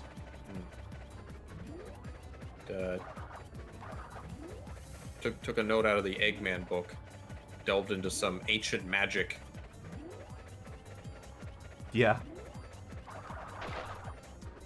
You can't pop it, but you can't pop the balloons to break the crates. You have to hit the crate. Oh no, you can pop the balloons. yeah. Okay, never mind. I guess I just missed that one.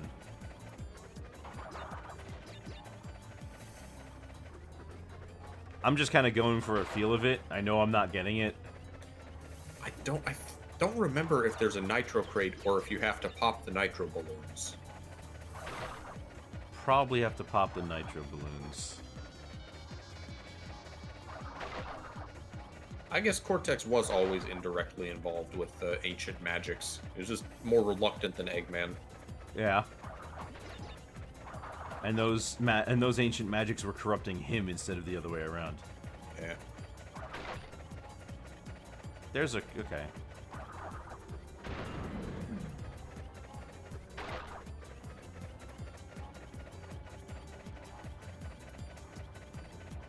I can keep going to get the boxes at least.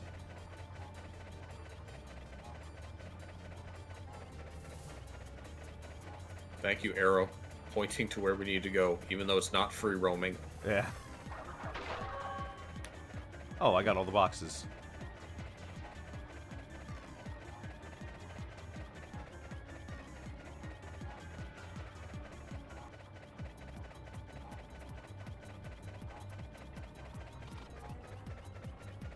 How do I go down fast enough there? You can stop. I guess I could You know- stop, but it's a race. You can also go backwards, can't you? Yeah.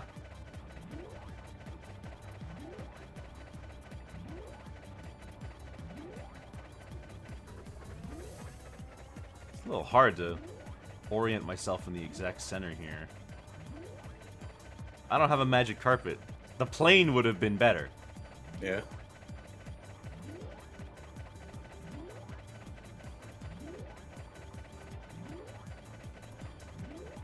Now, do you get your gem? Yeah, I got my gem. Oh, okay. But we have to load it up again. I'm going to go ahead and save when we get back. Just, we're in the middle of this. Might as well. We got one crash in the dragon level. Yeah. And the Wait, no. seed of paranoia was planted. We got another one after I finished that level, remember? We did. It did not like the dragon level. No.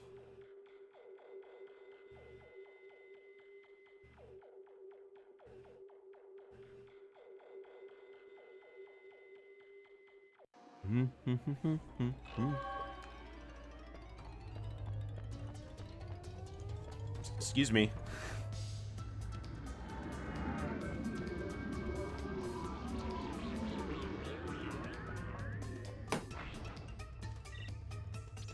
I had a friend who had told him I was trying this out, and I was like, yeah, I actually kind of like this one a little more than Crash 4, and they just could not believe it. They just like, how can you possibly? Yeah. Yeah. And they said, how do you like the underwater levels in this game? And I said, I don't remember saying I liked them. I don't think they're as much worse than Crash 3's as you do. Mm. I think they're both pretty bad.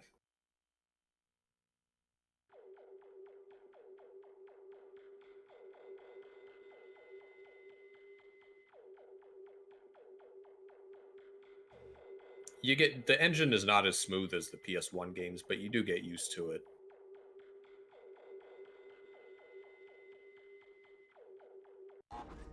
Not just in general, not talking about the water levels. Yeah. I'm just gonna try to win the race.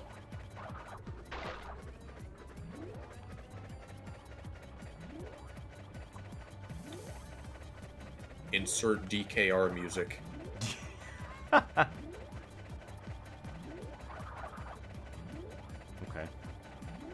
Alright. This polar bear's actually pretty slow. Which is nice. It's not like Wings of Power with having to hit the ring so you keep speeding up to catch up. Thank goodness for that. This level's kind of just a freebie. A little bit, yes. That's the second race. At least this one is skill-based.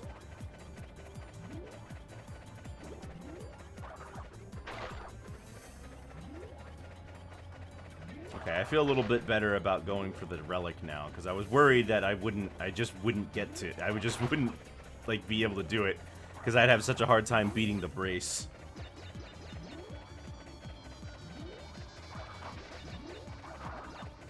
Oh my gosh. Unfortunately, that means we have to wait for another loading screen as I get out. Yeah.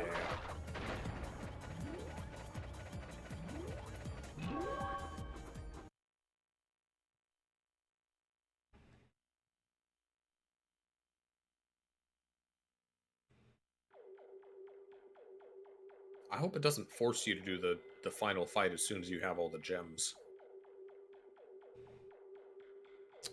Good question.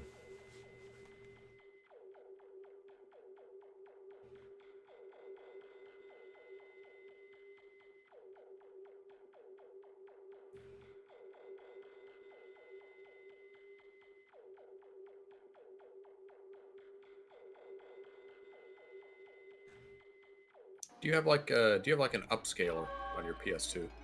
No. I mean, it doesn't... I don't think it looks like it's upscaled. I think it still looks, you know, a bit blurry.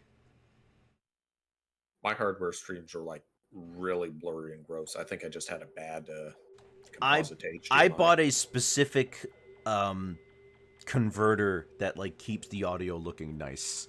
Keeps the video looking like as nice as like it possibly can. It's AV. You're not going to get really good visuals out of this, obviously. So this is still, you're using a composite cord? I'm using composite. Because I think PS2 and I know PS3 had component. Yeah. The GameCube had component. Yeah. Yeah. You had to mail away for the component cables though, and that's and no one really did. So those cables are actually super rare, and they routinely go for over $200.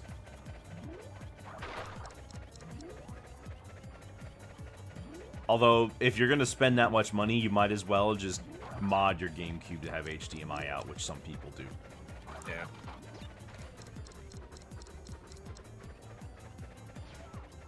What the heck did I get hit by? Polar bear. Oh gosh, I'll restart. Just restart, yeah. Yeah.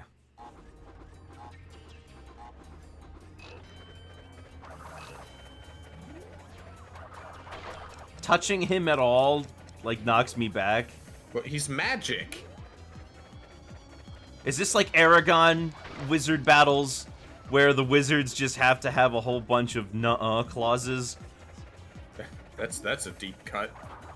I remember Aragon. It existed. They're making a new series of it, I think. New movies. Oh, are they? Yeah. Because people didn't... I mean, I know people didn't like the original Aragon movie.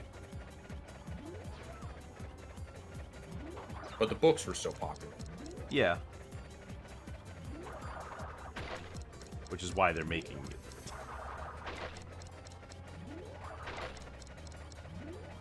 Well, this polar bear just does not want to let you pass. No. It's annoying because you can't go too far around him because you got to go through the rings. Yeah.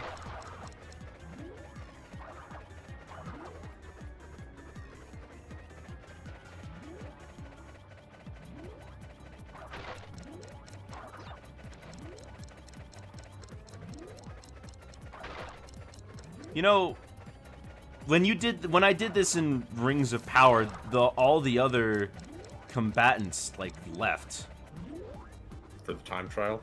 Yeah, they all like disappeared. Yeah, that'd be swell. Wish they did that for the motorcycle levels.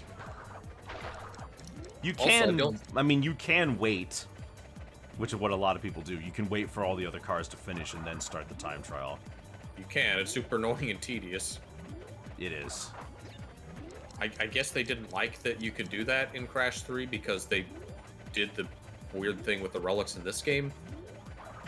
Where you also have to win the event. Yeah. I mean, it could have just been something that they didn't even consider. Like, of course you have to beat it again. Like, that's how you finish the level. Could be an oversight, yeah. Also, I don't think the rings and Rings of Power had collision. They did not.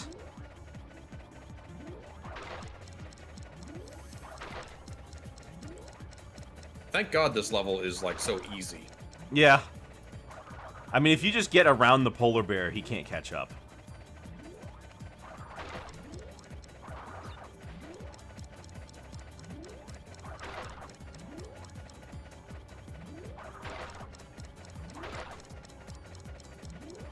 Knight's Christmas level looking weird lately. Nice. Wait, is that a platinum? Platinum? It is. You get one? I got a platinum. Hey, you got one. one. We got one. Our quote is met. Wow, you missed like 5 boxes and still got that. I thought you'd have to hit all of them, like in Rings of Power.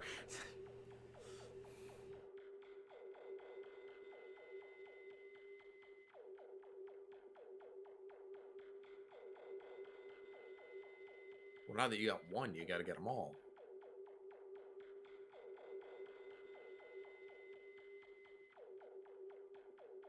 That's nothing. Not even gonna dignify that with a response. No, don't worry about it. No, it's okay.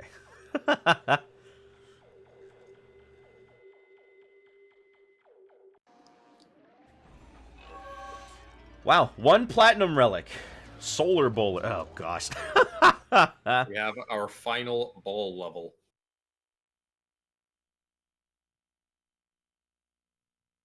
In a new setting. I guess all 4 of the ball levels have their own totally unique settings. Yeah, I guess so, huh? They do a little nicer to make each of the like levels you go through look distinct, even if they have the same themes.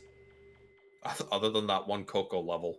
Yeah, but that's literally the same level, so it's different.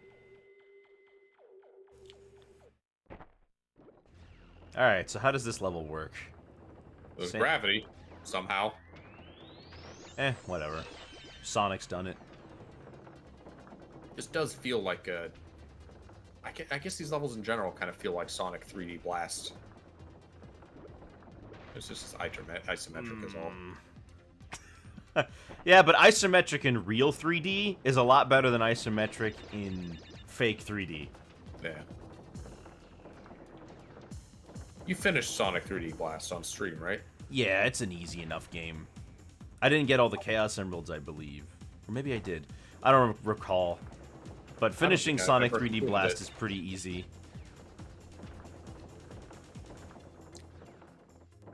Probably got further in Sonic Spinball. I actually like that game. Really? Yeah. I find it super hard to control. Is there nothing over there? Am I wasting my time? I don't know. We won't know until we go there. Yeah, fair. Let me just take it slow. What if I did that? Wouldn't that be a novel idea? Hey, haven't gotten a game over in this game. No, that's true. The game does give you a lot of lives.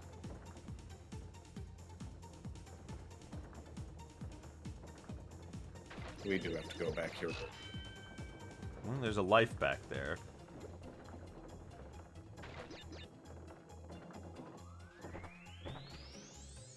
Alright, so this goes nowhere. Wait. Oh, this is a alternate route, isn't it? Ah. No boxes? No boxes. Okay, so I'm supposed to go this way.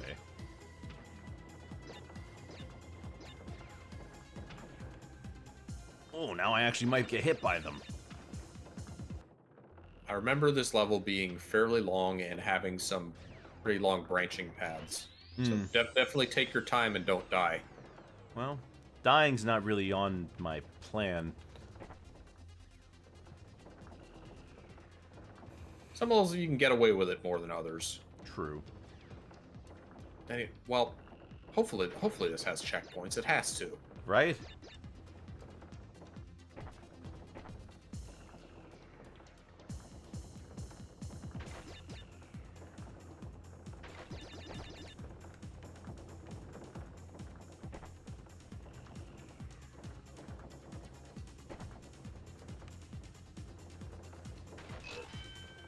Those stars look weird. They don't look like real stars. Yeah, because they're in. You can see them in physical space. They're different distances away. Yeah. But I mean, it feels like when you're at like some stupid haunted house or something, and they're just like, there's a bunch of things painted with glow-in-the-dark paint just hanging in the air. I have no idea which pathway to take. That's why Dingodile and Entropy can just hang out. It's not real space. That's why there's gravity. It's not real space. You know, that I makes... don't know, some project Cortex has been working on. Welcome to Monster Golf. It's a little side business I opened up.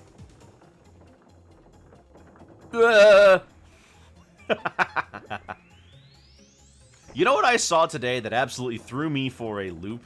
So you What? know how, like, for years people were making posts about, like, kids these days, yada yada, we, like, drank water straight out of a hose in the 60s or whatever, right? Yeah. I saw one of those about 2000s kids saying they were better than the current generation.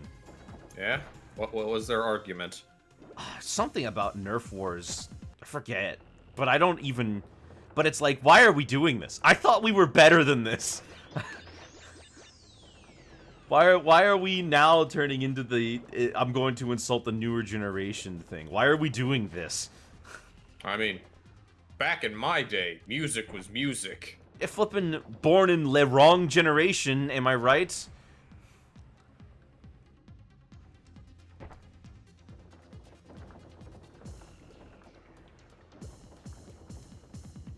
Okay. I don't know which way is the best way to go here, but it looks like those nitro crates in the middle don't have anything at the end. The more things change, the more they stay the same. But can't they stay the same in a good way?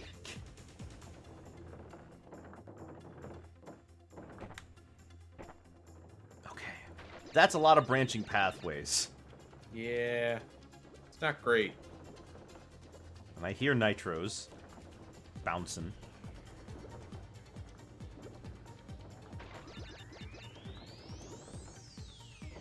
You ever feel like you're stuck in an older era? The 1940s, for example. You ever feel like that? What do you mean, like I'm stuck? No? No, I don't know what you mean by stuck. Oh, okay. Why are you not elaborating? We have a Simpsons episode. It was like a flashback with Grandpa Abe. In the World War One era. Oh, Calling it World War One. Why do you keep calling it that? You'll see. There was one where they did a flashback to World War One, but he's like 7. It's crazy that like he's still kicking. World War II vet, still around. Yeah. Homer. They have smartphones on The Simpsons now. They do. I mean, 'Cause it's a floating timescale it's show. it's a floating timeline. It always is the present day in the show. This Where the feels like heck the is way to that go. other pathway? I'll bet that other pathway was like a dead end with boxes. Let's try that other pathway then. I gotta go back.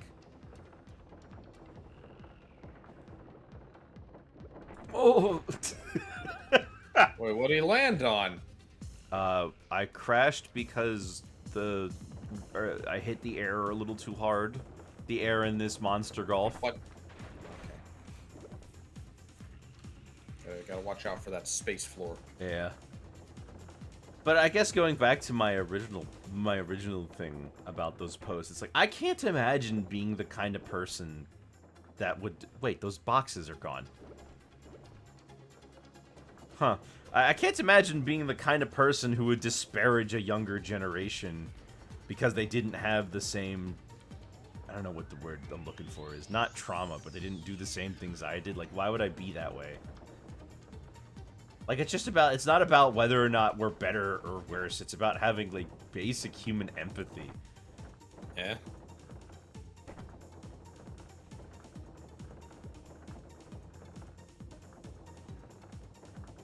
Alright, now we're back here. There's no way to know which pathway is the dead end until you take it. There are a lot of boxes here. That also kind of works in the opposite direction. I know a lot of younger people who are just unwilling to, like, give anything older than X date a chance because, you know, it's old, it looks bad, Yeah. has nothing to offer me. Especially with anime. I find a lot of people are, like, really resistant to going back to old anime. That's interesting, because, like, a lot of those are considered classics, right? Except a lot of anime fans just kind of seem to follow it season by season with whatever's newest. Which, like anything, how a show looks. Alright, you know what? especially I'm when- gonna just do this level over next time. Okay. I'm gonna finish the level, and then I'll just take that route on a do-over. Well, you already got... Okay, you gotta, like, lock that gem in, I suppose, by finishing the level. I could You're just... gonna have to go back there anyway, though. do. to that I platform. could just restart, but, like, we have to wait for a loading screen anyway. So you might as well get to the loading screen faster, is what I'm saying. I guess. Unless you want to just, like, go through the level to scope it out, I suppose. Whose car's going off? Yeah, it is. Oh my gosh, this is the end. It's 10 boxes. 10 boxes. Oh, well.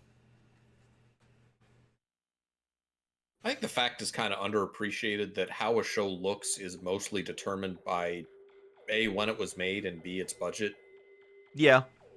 The technology there are available and shows the that- budget. Yeah. There are shows that have, like, a lot of artistry to them that do new things visually, but that's usually not a big factor in most of them. Hmm. And so I think it's kind of unfair to judge a show too hard by its visuals because it just comes down to what was available at the time it was made. I'm sure you get that, not judging old animation harshly. No, of course. You know what I'm saying? Yes, of course. I hate old cartoons. No, get rid of them. Yeah, so dated. Why bother? Speaking of old cartoons, for the script I'm writing, I'm using this book I got on Mickey. It's a very informative book, but at the book's timeline, we're at like 1940. I just finished the part in my script about Fantasia. The book has less than like a third of it left after Fantasia. I'm like, wow, nothing happened, huh? That was kind of Mickey's heyday. But I also did look a little forward to see what they said about the current Mickey shorts that they've been running since 2013, and they gave it like 3 sentences. Yeah. And no pictures. A rejection the of impression older that- art. Oh, you go first. I get the impression that book is not particularly interested in what they're doing with Mickey these days. I think it's more so like it's a lot easier to compartmentalize and simplify the history of a character when it's just like, and they made another show, you know? It's also hard to, like, comment on it because it's still happening. It was present still. day. I think this book was published 2 years ago, 3 years ago. It's like the newest edition of this book. They've made this a few times over the years, so it's not surprising that it's extremely detailed about the older stuff and doesn't really go too in depth about things that were newer. Anyway, Who posted that? Is that Dan? no, it's Tinius. Tini. Yeah. A rejection of older art media is a rejection of what's cool / counterculture. A lot of folks who want to craft their own identity. The shortest path there might be to reject anything established.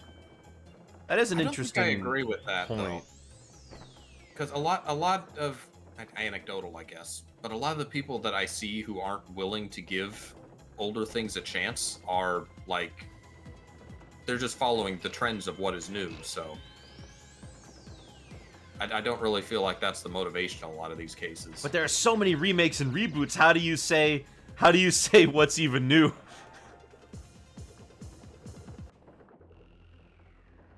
Alright. Well, good to know now that I need to take this route. This should be pretty easy to do. It's not, this level isn't that long. This should be pretty easy to, like, go for the relic on. Just got to figure out which of the branching paths you want to take. Well, I don't want to take this one. Yeah. This doesn't This go is the only anywhere. dead end. Yeah.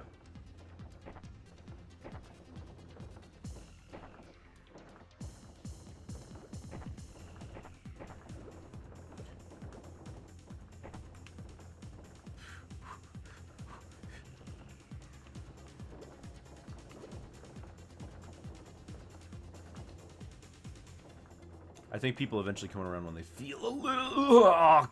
I think people eventually come around when they feel a little more secure in who they are, than they experience the stuff they tried so hard to get away from, and wind up at, hey, that's actually pretty good. That was me with RPGs. For a long time, I just didn't think I was an RPG guy. And then I went back and I actually tried some of them, and I actually enjoyed myself. Although I don't play too many of them. They're still not my favorite genre. But I do like them. You know, getting into the systems involved in Pokemon is probably the deepest I've ever been in any single RPG. I'm very picky about RPGs being something that is like very unique, something that no other RPG does. Except for Dragon Quest. That one's just very, very polished. I mean, it's basically the same systems they've had forever, right? Like it's the RPG. They've just done it a lot of time, and they've worked out all the kinks, I suppose. Right. A lot of quality of life improvements. Oh since gosh, the I old messed that up. games. I love Super Bandicoot Ball. Yeah? This is actually way easier than Super Monkey Ball. Oh yeah. I couldn't imagine doing this while having to control the stage. Which you're still technically not controlling the stage in those games. It's just a camera effect that makes it look awkward. I didn't know that. I mean, the ball acts like you're controlling the stage. It's basically meant to be like you're controlling the stage, but I guess it's just easier if your player controller is the ball. Yeah. I don't know. I just kind of ate that one. But you know, of the RPGs I had gone to play, I found myself really enjoying them. I have Dragon Quest XI still sitting on the back burner. I'm not very far. A little bit of it. I have. I'm not very far into it at all, though. I'm only at the part. I'm still only like a little ways past the part where you get your first partner. I think I got through like the jungle, and I met the dude's buddy in like some. I met the dude's buddy in some like town or something. It's like the blue-haired thief guy, right? Yeah, he's your first, and he's got like a New York accent.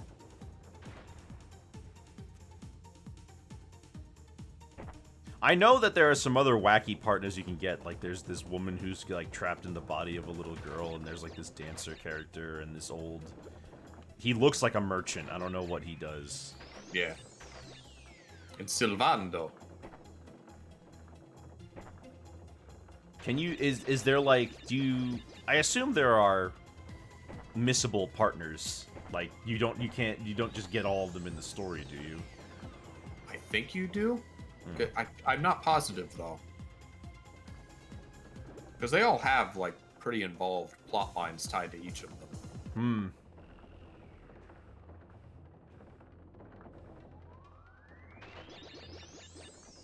I've actually only viewed the game in snippets. I'm curious to play it. I guess someday. It's just It's a long RPG. Yeah, Modern it's a big RPGs game. are very long. What the heck? JRPGs especially. Yeah. I mean, Western RPGs can be just as long. Fallout and Skyrim. Okay, good. Good. I would just need a checkpoint. One's coming up.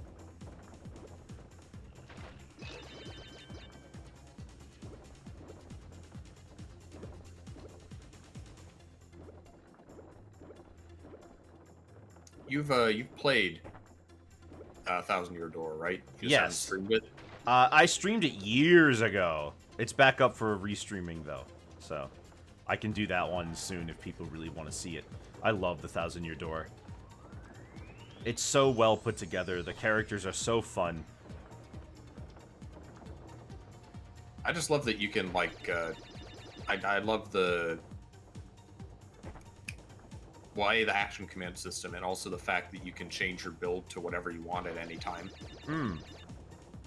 Yes, the Very battle counter of most, like, the skill trees in most RPGs. Oh, You kind of have to lock yourself in. No! Well, I hit the checkpoint.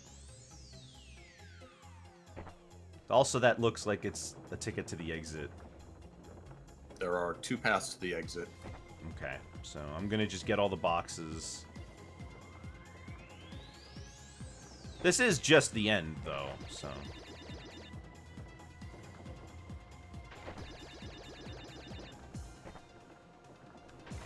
It says 86 up there, but didn't the end of level counter say 57? No, you had 76 out of 86. Oh, alright. I don't remember why. I don't know why I'm thinking... I only had that much. 81 out of 86, so there's definitely some this way. Oh, You know, one more. no, one more. They only started showing the total box count in Crash 3 on your, like, triangle screen. Yeah, you're right. But Crash 2 showed you how many you had at the end before you reached it. Yeah. But by that point, what are you going to do? Go back? A lot of those levels didn't really let you. And then Crash 1 had to publicly embarrass you. Beating you over the head with all the boxes you missed. Till Crash goes flipping catatonic, non-responsive. That was added in Insane Trilogy. Yeah, in the original, he just holds his head. So today, Adult Swim starts its checkered past block. What is that? Kind of a random tangent. It's what they're starting to play all their old Cartoon Network shows again. So it's like a block that's just for... So they moved Adult Swim up to 5 p.m. Which is really early. Yeah. And now they play Billy and Mandy, Ed, Edd n Eddy, not the Powerpuff Girls, surprisingly. Billy and Mandy, Ed, Edd n Eddy, Courage, and... Well, that vein, like the early stuff. No Johnny Bravo or anything, I don't think. Dexter. Is this an event, or are they planning to do this, like, long-term? This is now a block on Adult Okay. Swim. So they're having, like, a buffer between, like, modern Kids CN and Yeah. Adult Swim. But I feel like the channel's gonna get pretty crowded now because they've got Cartoonito and Adult Swim. What is Cartoonito? Preschool programming. I mean, that they do that, like, early morning, right? Yeah. Because Cartoon Network and Adult Swim are, or rather William Street, are distinct in terms of Nielsen ratings. Mm-hmm. So I would assume they're doing this because Adult Swim is, like, outperforming. I Cartoon figured Network. that's the reason. I mean, Adult Swim just has the older generation who still uses cable, right? Which, if they're doing this buffer thing seems like a smart thing to do because they're effectively still airing. Kids You know. programming. It's just Yeah. with an adult audience in mind. Oh gosh. Don't go so fast, Crash. please. He feels the need for speed. The difference with monkey ball levels is usually there was a way to cheese them. Unlike something Yeah, like this. but they required a lot of skill and practice. Yeah.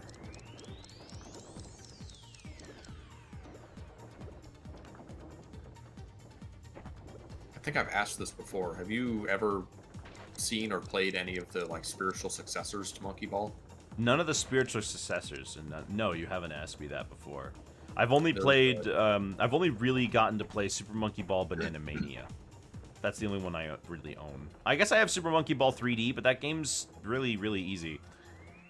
2 is like the standard of the series, but I've tried Super Monkey Ball. I couldn't really get into it as much. I like the more modern Gosh. successors more. I Dang think. it. This level is really short when you're not trying to get all the boxes. Yeah. Play- Paper Ball was really good, but very hard. And not Marble Madness. Marble It Up, I think it was called, is a really good one.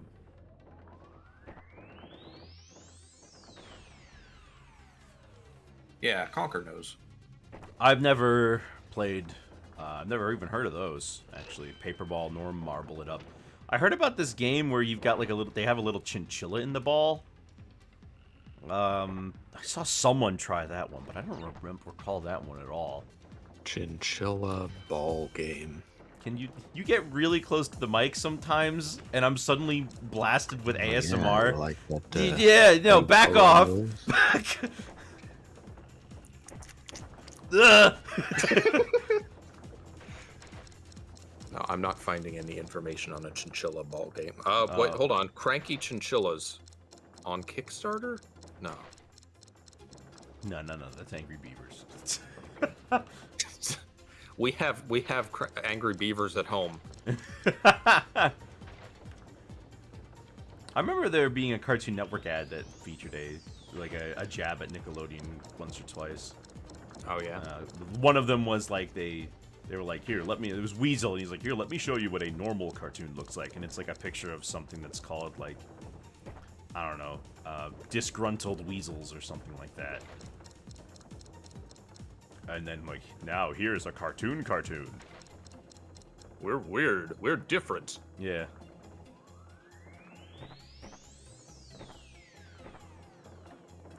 Wait, why do you want me to get close and say Walter? What is that? Is that a Breaking Bad thing? It probably is a Breaking Bad thing. Walter, don't do ASMR. Walter, get the fork out of the microwave, Walter. I am the one who makes microwave meals. That one will always be my favorite. Put the fork away, Walter.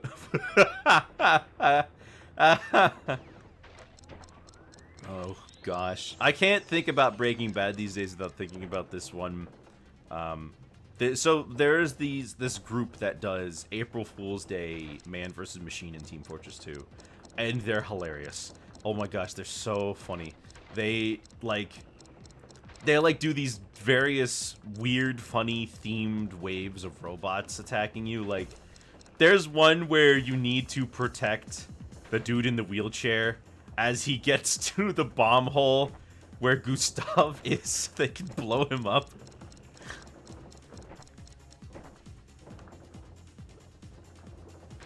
There's one where you have to fight a giant, like, 20-story tall brazen. The Pokemon? Yeah.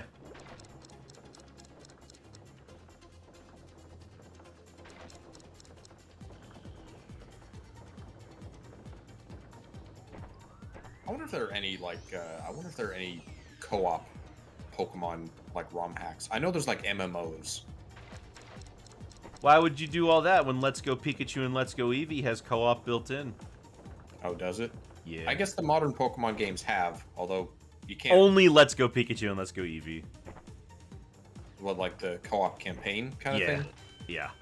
Because in like Scarlet and Violet, you just kind of existed in each other's worlds. That's Yeah, what you can't invented actually it. like play the game together.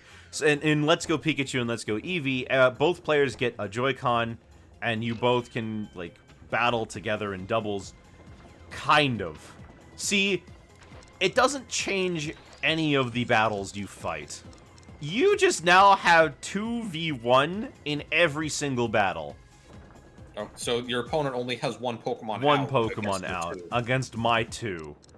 See, that would be really cool if it was by design in terms of, like, you could just have a second player and all battles in the game become double battles. Yeah.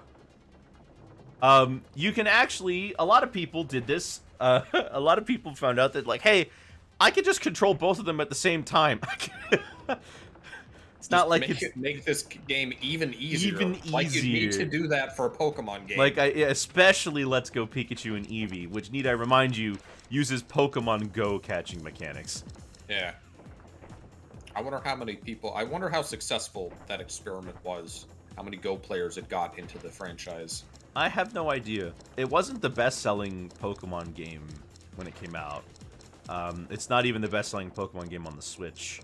That's Sword and Shield. Yeah. Oh, come on! Crash! Stop! Oh. Can't stop, won't stop. We ball. We ball. That Bandicoot will never be ballin'. Wasn't Crash Bandicoot the one that had the commercials of the dude in the Crash suit that sounded nothing like Crash, like Yeah. yelling at the Nintendo HQ? Yeah, it's great. I love those commercials. They kept those going, up until, actually, forever. I think Crash of the Titans and Mind Over Mutant had commercials like that.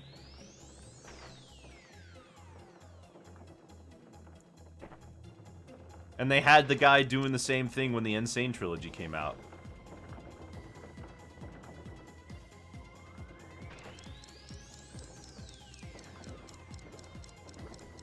At least he had a better case for making fun of the competition than, I don't know, Ty.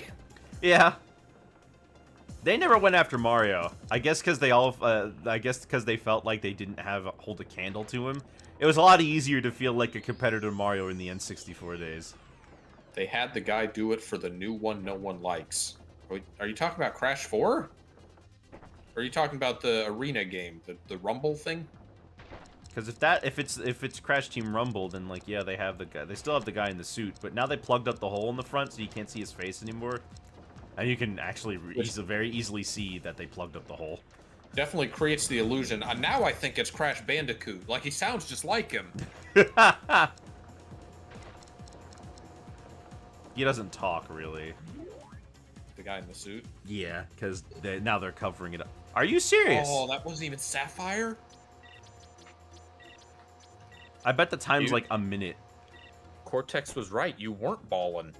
Oh, that Bandicoot is not balling. Oh. Guess we gotta do it faster. Tiny, stop. Puny Bandicoot.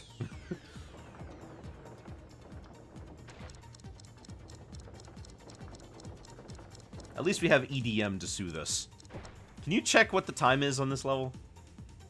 I'm gonna guess under a minute. I'm guessing a minute as well. Crash, Wrath of Cortex. If it's a minute exactly, I'm gonna be a little ticked off because that was like a minute 3 seconds.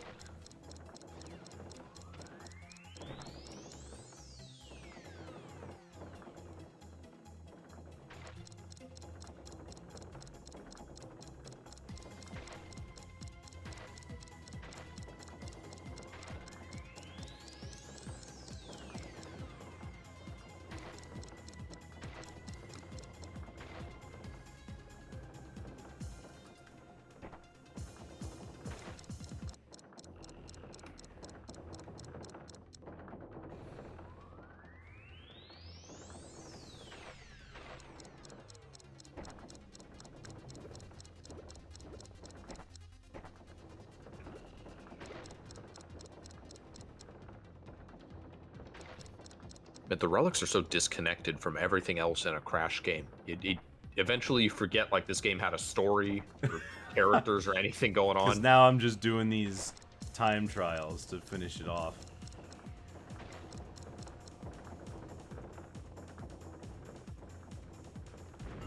Oh, I think I'm definitely getting it now, though. There's a bad guy waiting for us to defeat him, apparently. We're just here rolling a ball through space. That's gotta be something, right? Yeah. That's a sapphire. Wait. That's a sapphire, right? Not a platinum? Yeah. Okay. 1 minute for Solar Bowler, 40 seconds for gold, 30 for platinum. Ah, okay. 30. That seems doable in 30 if you're, like, really good.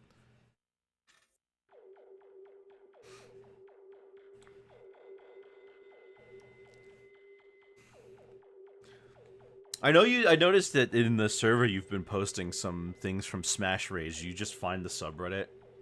No, they were posted on Gunner Cord and I think just Gunner Cord. Just came up in conversation. I mean, that's the point of Smash Rage. They're just here to rage, right? Like, it doesn't matter if what they're saying doesn't make any sense. I was kind of amazed that there was an entire subreddit that people specifically go to complain about Smash and be made fun of. They don't usually... The point isn't to make fun of them. It's, like, against the rules to, like... It's against the rules unless they ask for it of that subreddit to, like, correct them. But they know that stuff's going to get posted around. Like, what other point is they're posting it? Venting. Like in Among Us. It's pretty sus. Anyway, final level's a Coco level. Coco got more levels in this than she did in Crash 3, didn't she? Yeah. It's like Probably. Like 5 or 6. Oh, gosh. We isometric Borden. Oh, that's a nitro. Well, at least there's nothing chasing us, so we have the option to go slow for boxes. That's true.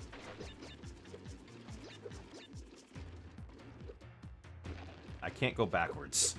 Correct.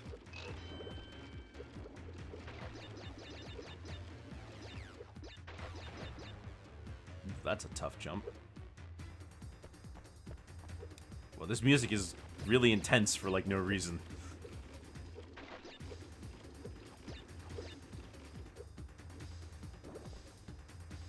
What did you... Was that you hit the guy? Yeah, I hit the guy.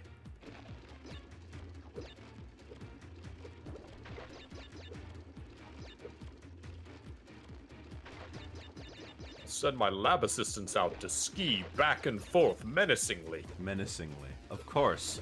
Cortex, you genius, you. I know I missed a box. I'm just trying to get a gauge here. This level looks like it's going to be decently long. It's got over 100 boxes. Probably a lot of nitros, though. Probably. Maybe. Oh, gosh.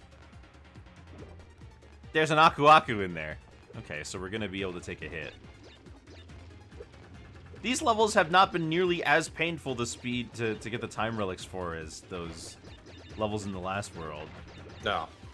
We just had a really crappy last two.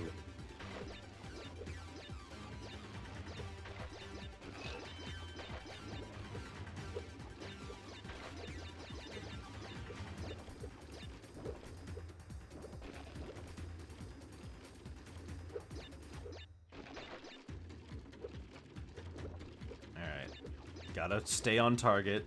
Oh, gosh. The worst part is that it's right before an Aku Aku. Can you... You can't spin.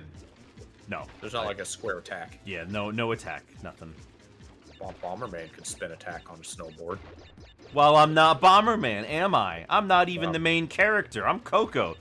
You don't even know how to crawl. Well, at least I have an extra Aku Aku mask now. You got the pity mask? Yeah. I like that little mammoth that are in these levels. Just kind of no reason for him, just he's there. They don't even hurt you, even if you, like, go right into them.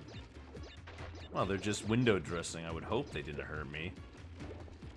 It's a very weird situation. Now I'm invincible.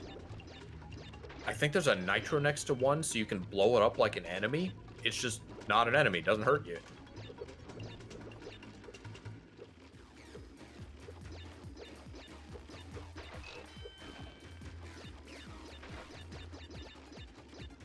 This is a pretty basic thing, all things considered. Nothing really crazy is happening here. And if you don't speed up, then bada bing, you can take your time. Oh gosh. Jinxed yourself. Yeah. Like, is that going to be the only two I'll miss? Well, on the plus side, there should be a gem somewhere around here that I can pick up, right? So I won't be going completely empty-handed. Hello, Pesky. Missed that one.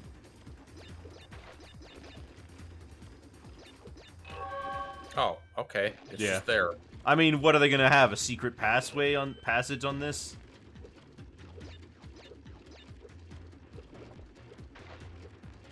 Well, I don't have to be in a snowboard for this. There is nothing, like, making this a snowboard. Like, I'm not being chased or anything. It's not like Sonic Adventure. Oh, I don't want to slip and fall. I miss that constantly, because I think I'm so used to avoiding nitros the whole level. Okay. Well, that's easy enough. Honestly, that's not that level's not crazy.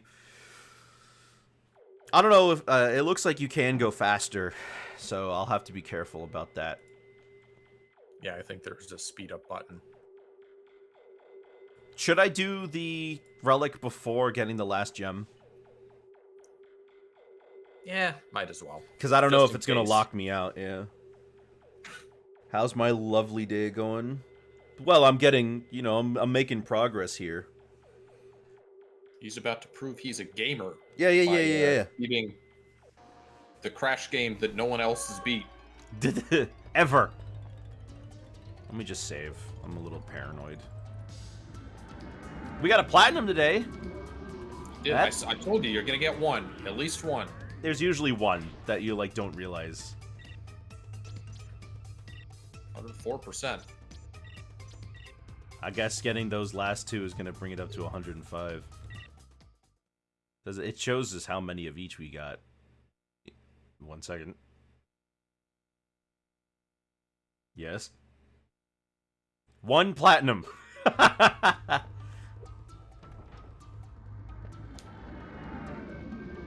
Grand Pop Monkey thing I mentioned yesterday. Oh, that's what it's called. It's this series of very unknown and mostly missing shorts that were created by Iworks. They're based off of those. You've seen those pictures of, like, you might at some point, I wager. You've seen these paintings that were like of these monkeys going to the circus, and it's like all Ringling Brothers themed. Maybe? They're like little chimps. Doesn't ring a bell. No? Okay. Well, I saw them in my dentist's office when I was a kid because he had them everywhere. But they basically, these paintings were so comedic and well put together that they like took that idea and made it into shorts. And the most interesting thing about them is that they were created by Iworks after he left Disney. Alright. Woo! Spring break! It's crazy how many of how much stuff was just thrown out in the early days of film. Oh yeah, it was the There's Wild so much West. lost media. That's because the lost media is because most people didn't think that they were worth saving. Yeah.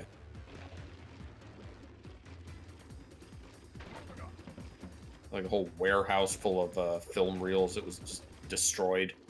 The well, what Never often faced happened before is them. that in a cost-saving measure, they would just reuse the film again. Yeah. They would wash it, clean it, use it again. So the only thing that's Disney manages to keep all of their masters for the most part, but even then they're not perfect. Are there lost Mickey Mouse shorts? I don't believe any Mickey Mouse shorts are lost though. No.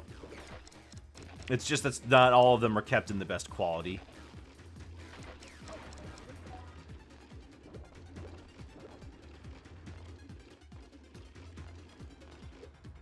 Any interesting lost media cartoons you know of? There's so Disney, when they were looking for all of the Oswald shorts that well, the studio was looking for all the Oswald shorts that Walt Disney was the director of. And those were all the ones that they got the rights to after they got Oswald back in 2006. I might as well go for the... Just hit a nitro. Yeah. And one of them is completely missing. Except for they found some sketches of it, and I believe there's a very, very short clip of it that they have. But aside from that, it's missing. It's not a Disney per se, but that's more so to like, you know, just shows like the kind of things, because Universal had some, but they didn't keep that stuff. They, you know, like as time went on, it became less and less important. So what they found, most of it was from going around to different theaters across America, and they found people who had these film reels in storage, or like museums, or something like that. They held on to them. And then Disney, that time that Disney you died and landed on top of a nitro without setting it off was very impressive. It's one of my many talents.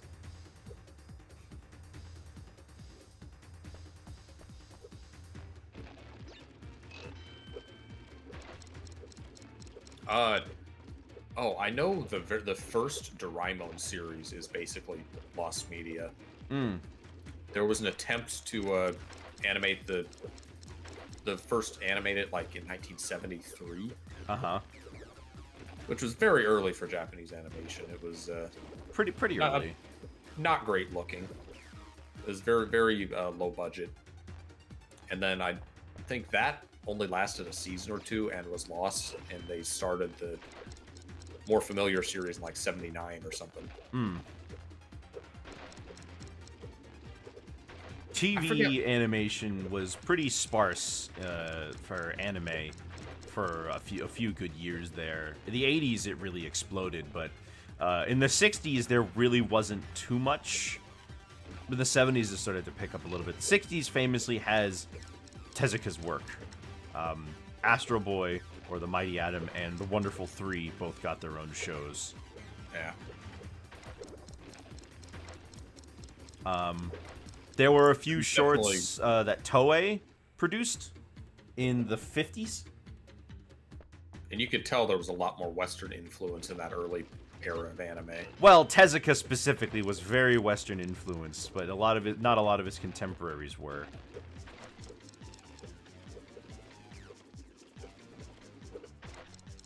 There was a number of like, I guess that's more 70s.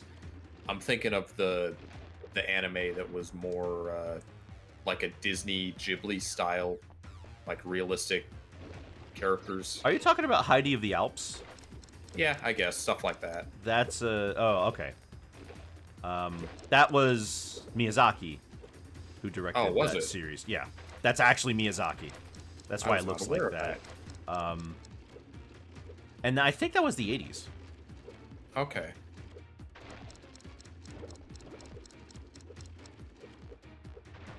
Ugh.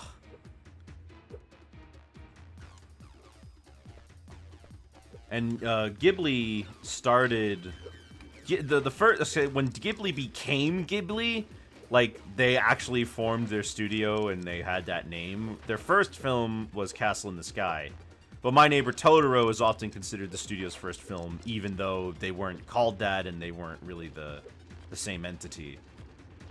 I know there were others like that, though. There was Laura the Prairie Girl, was 1975, based on Little House on the Prairie. There was, I forgot what it's called, something in Sebastian. It's about this boy and his dog who are trying to find their mother after they crossed country lines and are now wanted by the police. It's part of this series of anime that are very Eurocentric. Yeah. That's the trend I'm kind of talking about. Yeah, they I don't know if there's like a word for it or anything, but they started to really get into like a lot of European stuff. And they really liked they really liked these fairy tales and oh gosh, ooh. There was a 1980 Tom Sawyer anime.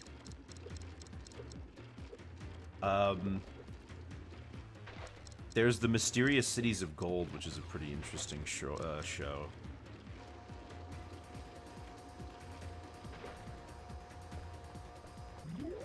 Did I make it? No. I think it's 110. Wait, no, it says 115. You didn't get that? Nope.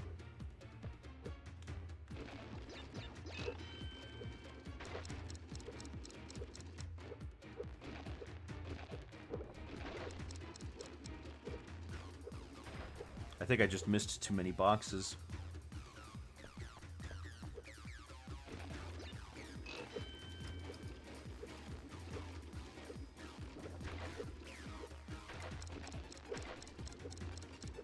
At least this level's generally a breeze to complete. It's not really too difficult. Anne of Green Gables had a 1979 anime. Yeah. Wow, that's the biggest forehead I've seen since Code Lyoko. But Code Lyoko was French. It was. Still is.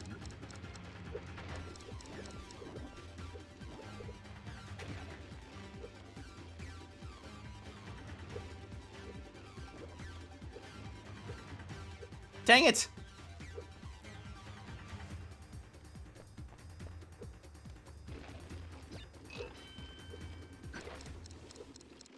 The interesting thing about time trials in Crash is that the time trial clock isn't at the beginning of the stage. It doesn't start as soon as you load in. So the real time is probably off by like a second or two. And I mentioned some of the Crash 3 times, probably even in this game, you can save a few frames by like shooting the clock with the Whoopa Bazooka. Yeah.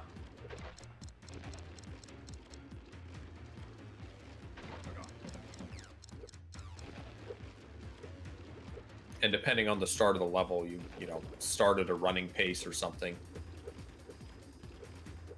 It has a little bit of an interesting dynamic as opposed to just the regular sort of time.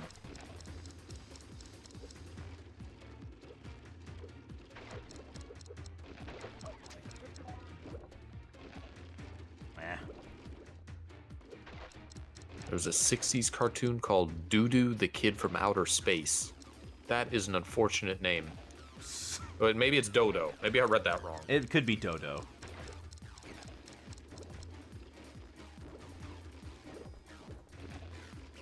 Remember Time Squad? It wasn't on when I was a kid, but I do know of Time Squad. Oh, did that predate you? I also wasn't allowed to watch Cartoon Network as a kid. Okay, that's probably why. Because I remember that being a later Cartoon Network show, at least relative to It was like, it was a bit of a later like cartoon. All right, 10 seconds shaved off. That better be. Yeah, there we go. Now we go for the boxes, which should be pretty easy now for me now.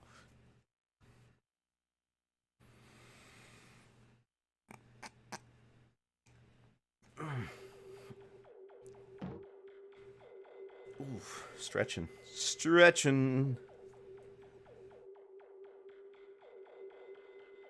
You know, maybe this isn't going to be as short of a stream as I thought. We're already at 2.5 hours, but we are at the end, the very end, so... Yeah, well, we spent 45 minutes on that stupid robot level. We did. And then we spent another 20 on the next one.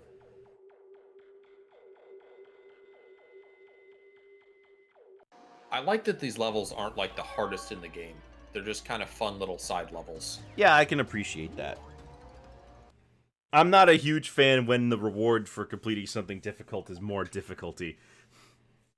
And most of them are pretty unique. They've got like original gimmicks that they kept for the I mean, bonus levels. I mean, the Firefly is technically a new gimmick, but it's not. It's really underbaked. It's basically the same way it worked in the mech levels. Yeah, where just the level's a little dark for no reason. And it even follows you backwards, the fly.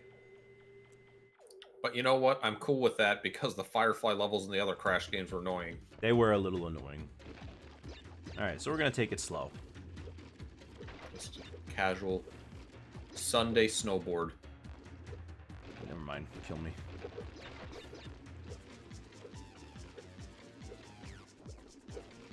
Get me. Yeah, take me home. All right, let's try that again.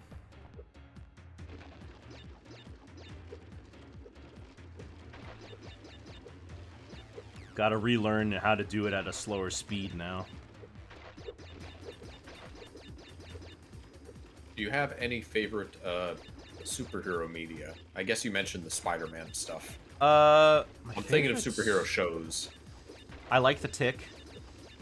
That was like I never saw that, but it was like a Freakazoid style show, right? Kind of. It's very parody. It was Freakazoid is not really. I mean, it's a parody of superheroes, but it does it in a little bit of a different way.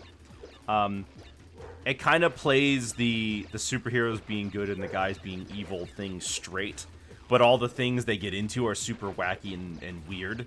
While the Tick more so plays around with the superheroes being a little pathetic. Yeah.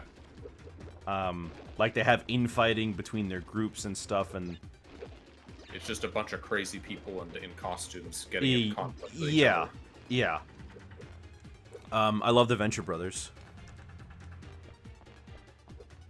They're both kind of, it sounds like the Tick is a little bit of a deconstruction. A little Same bit. way. I mean, in the very first episode, they have a Punisher parody that Arthur like insults because it's like, why do you need to do all this? Yeah.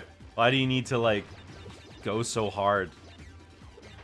Don't you think all this is a little silly? Is this all worth it? And he starts crying. I was like, okay, you know, like I get it, the Tick. I like the Tick generally, but every once in a while they'll be like, okay, you know, pull it back. How long is it? The Tick, there's 2 live action shows and 1 cartoon. Was the live action first? I think it was a live action show first. Was it a comic first? Yes. Huh. I generally find Freakazoid to be way funnier, though. I love Freakazoid so much. Flippin' love that show. Yeah. That was another thing that made a lot of, like, references. Not to the degree of, like, Gex, but... I mean, yeah, but Freakazoid is just so weird and out there that I don't really care. Who was he voiced by? Oh, I couldn't tell you. I thought it was a celebrity. Freakazoid.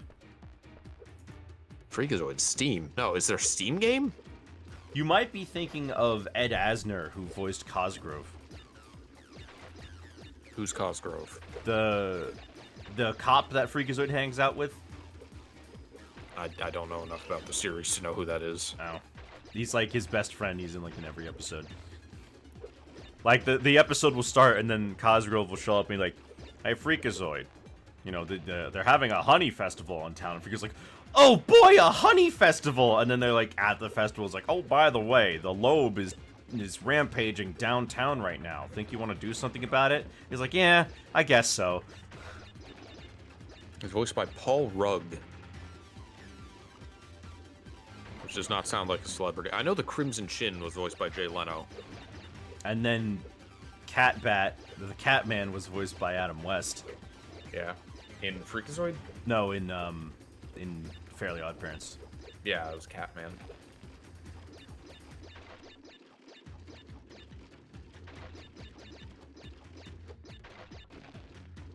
Where is the next Nitro? I'm gonna kill myself so I can like restart the level. Just as soon as you need one.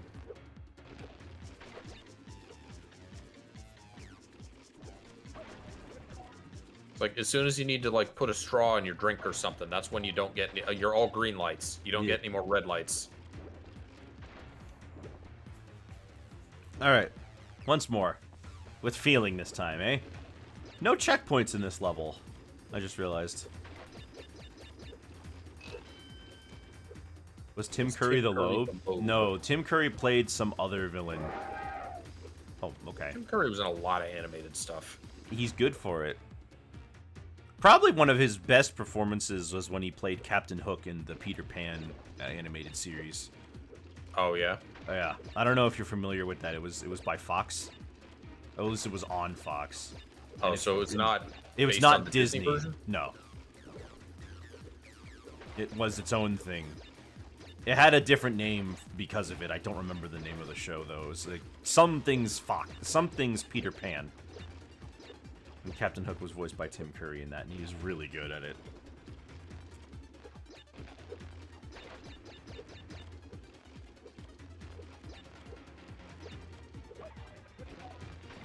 Go to the one place not yet corrupted by capitalism. Spice! Neverland! Oh, right, yeah.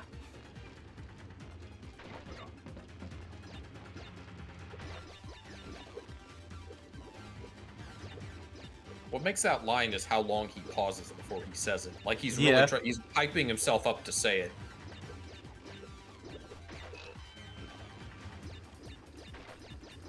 He just seemed like the kind of guy who was just up for anything. Yeah.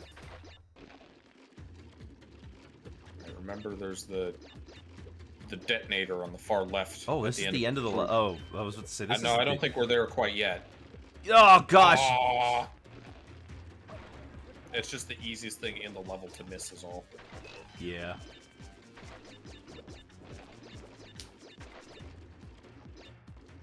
Like, this is close to the end here. Once I get that... Once we see that that nitro with the crate on top.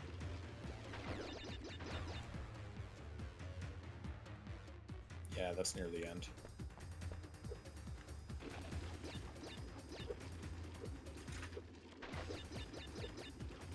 I forget what his character was on Freakazoid, but he just didn't view...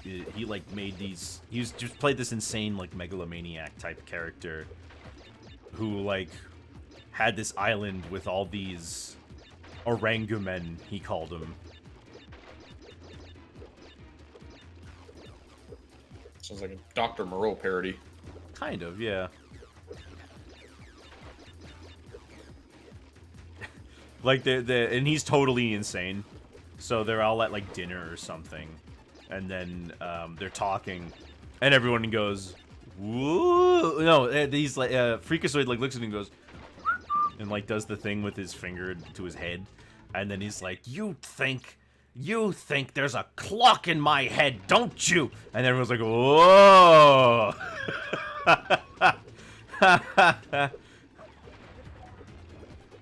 Like, you get so many masks, you can't even die fast. Yeah. Why do they not put restarts on these levels? Because I'm not doing the time trial. Yeah, I know, but it's an annoying shortcoming of every Crash game. I was like trying to get the boxes on the motorcycle levels. Just I missed one. Let me restart.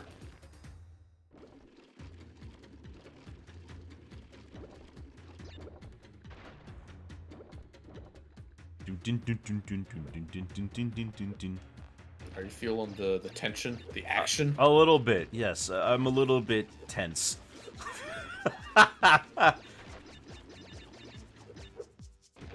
Gosh!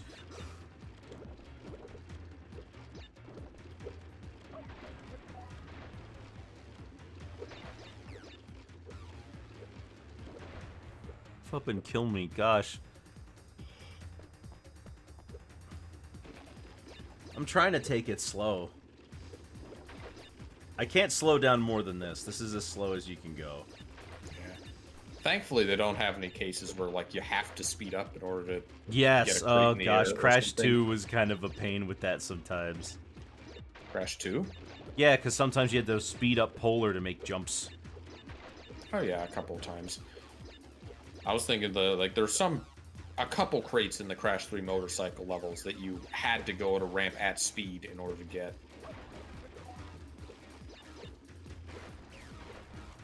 I'm doing so badly now. They're not giving me the second mask. Normally after a while they start giving you the second level.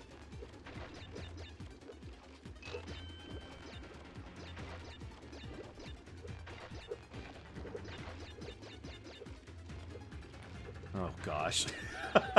Are we there yet?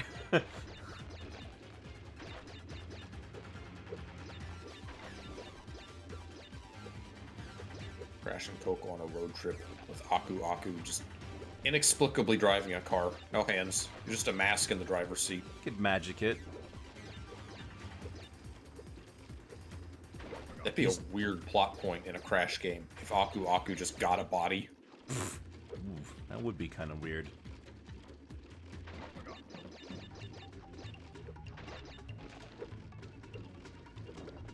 But he's not a Cortex robot.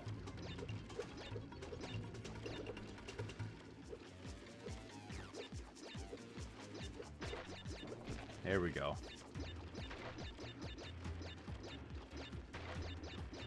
Imagine Aku Aku on a Cortex robot, like a Terminator.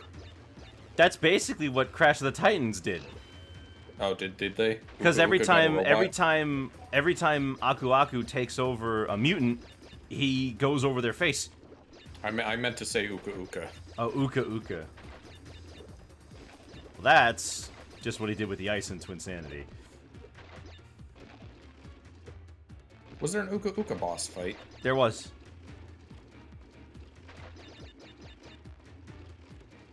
He's frozen in some ice after what happened in this game.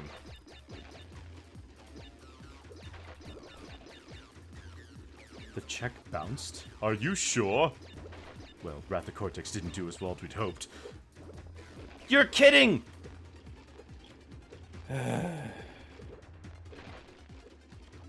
Is he making that argument to a bunch of penguins? Yes, because he's trying to pay them. Because you know that's what all the wildlife enemies are. They're being paid by Cortex. In Oh these games. gosh, we're missing one box.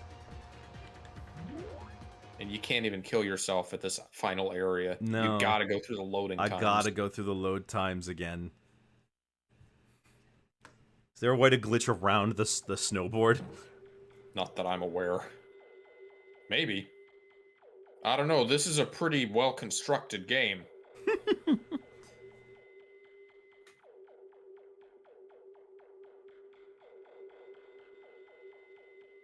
I guess so. Traveler's Tales had made a number of games before this.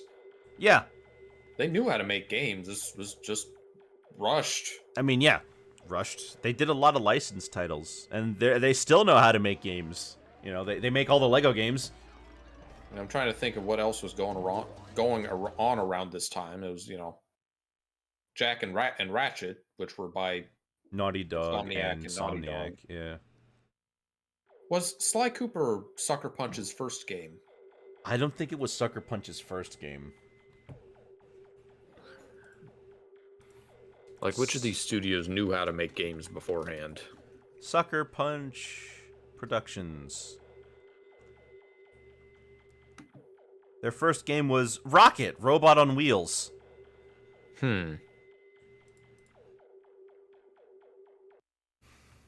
I've heard of that game. I haven't. It's an N64 title.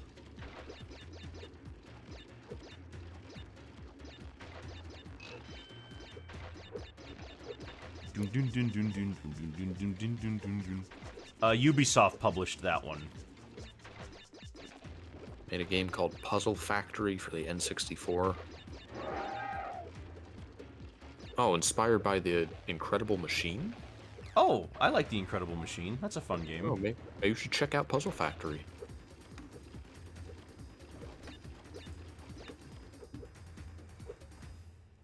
Oh, never mind. It was scrapped.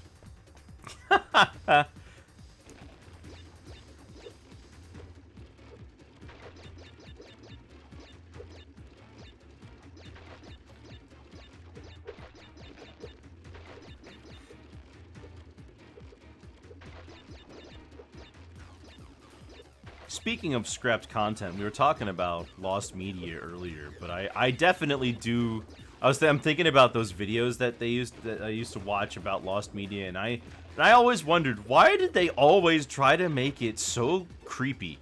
Why do they try to make every single piece of Lost Media like it was some analog horror monstrosity? Yeah. Like what? It's a creepypasta. What was the point? You're talking about like a missing episode of Fairly Odd Parents or something. I don't.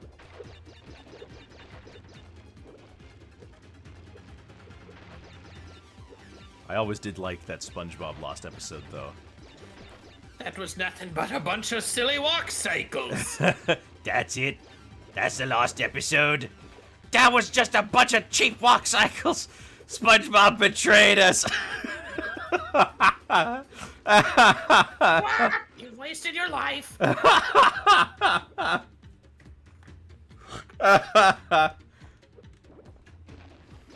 You know, he got to appear in an episode in animated form. Patchy.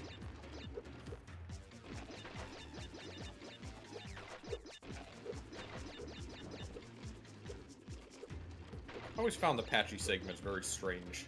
Oh, growing but up. they're so funny. Yeah.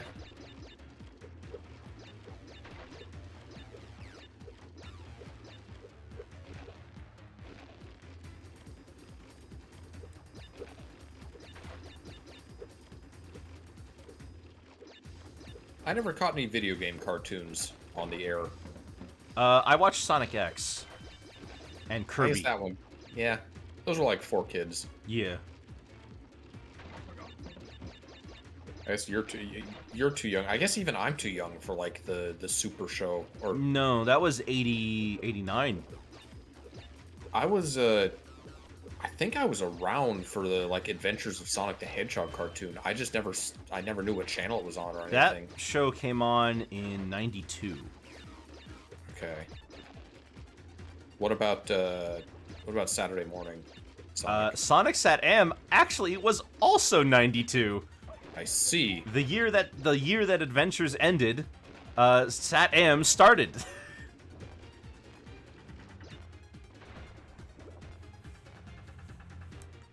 Because both of those shows were in production at the same time.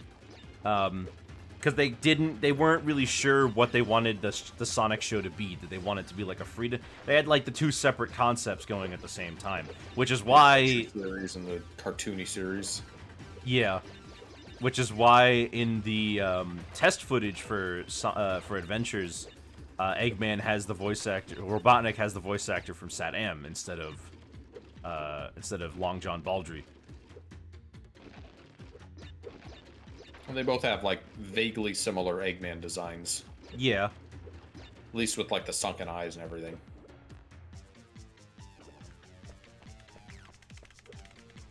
So were they just testing the waters, I guess, to see which of the shows took off? Maybe?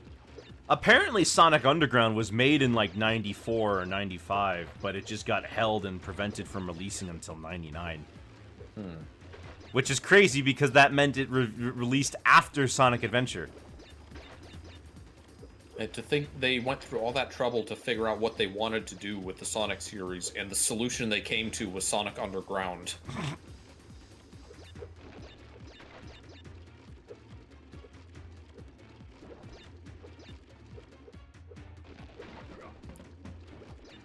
Conker's talking about a Lost Media SpongeBob ending because there was like a call. Oh, there was, the ending event? yes, there was an episode like you called Your Wish or something like that. The episode has been shown without the patchy intermissions before, but essentially you would vote which one, like during the episode's airing, you would have called in to vote which character got to make the wish at the end of the episode. And the version that they normally show and the version that won was SpongeBob. SpongeBob's wish. And he was you've seen this episode, I'm sure. He wishes that the Flying Dutchman was a vegetarian so he wouldn't eat them. I don't remember if I've seen it. I must have. What were the other options? Patrick, I forget what the other two's wishes were, but they wished for just something else, and the Flying Dutchman just still ate them. All right, good At ending. least the SpongeBob version had that twist of the vegetarian bit. I don't know if all three versions have been shown off, or if they're available anywhere, but we do have footage of them, so they're not lost media. No, lost media is to say that like the footage is destroyed or just no longer missing. exists Yeah. to current knowledge. All right, there's that. You're kidding me? Fine, that'll blow it. That might still blow it up. Okay, not that one. Not that one. Gosh! Gonna be missing one. Sorry, two. The final boss of the stream, SSX. Man, this is tricky. Replace that second S with an E for comedy.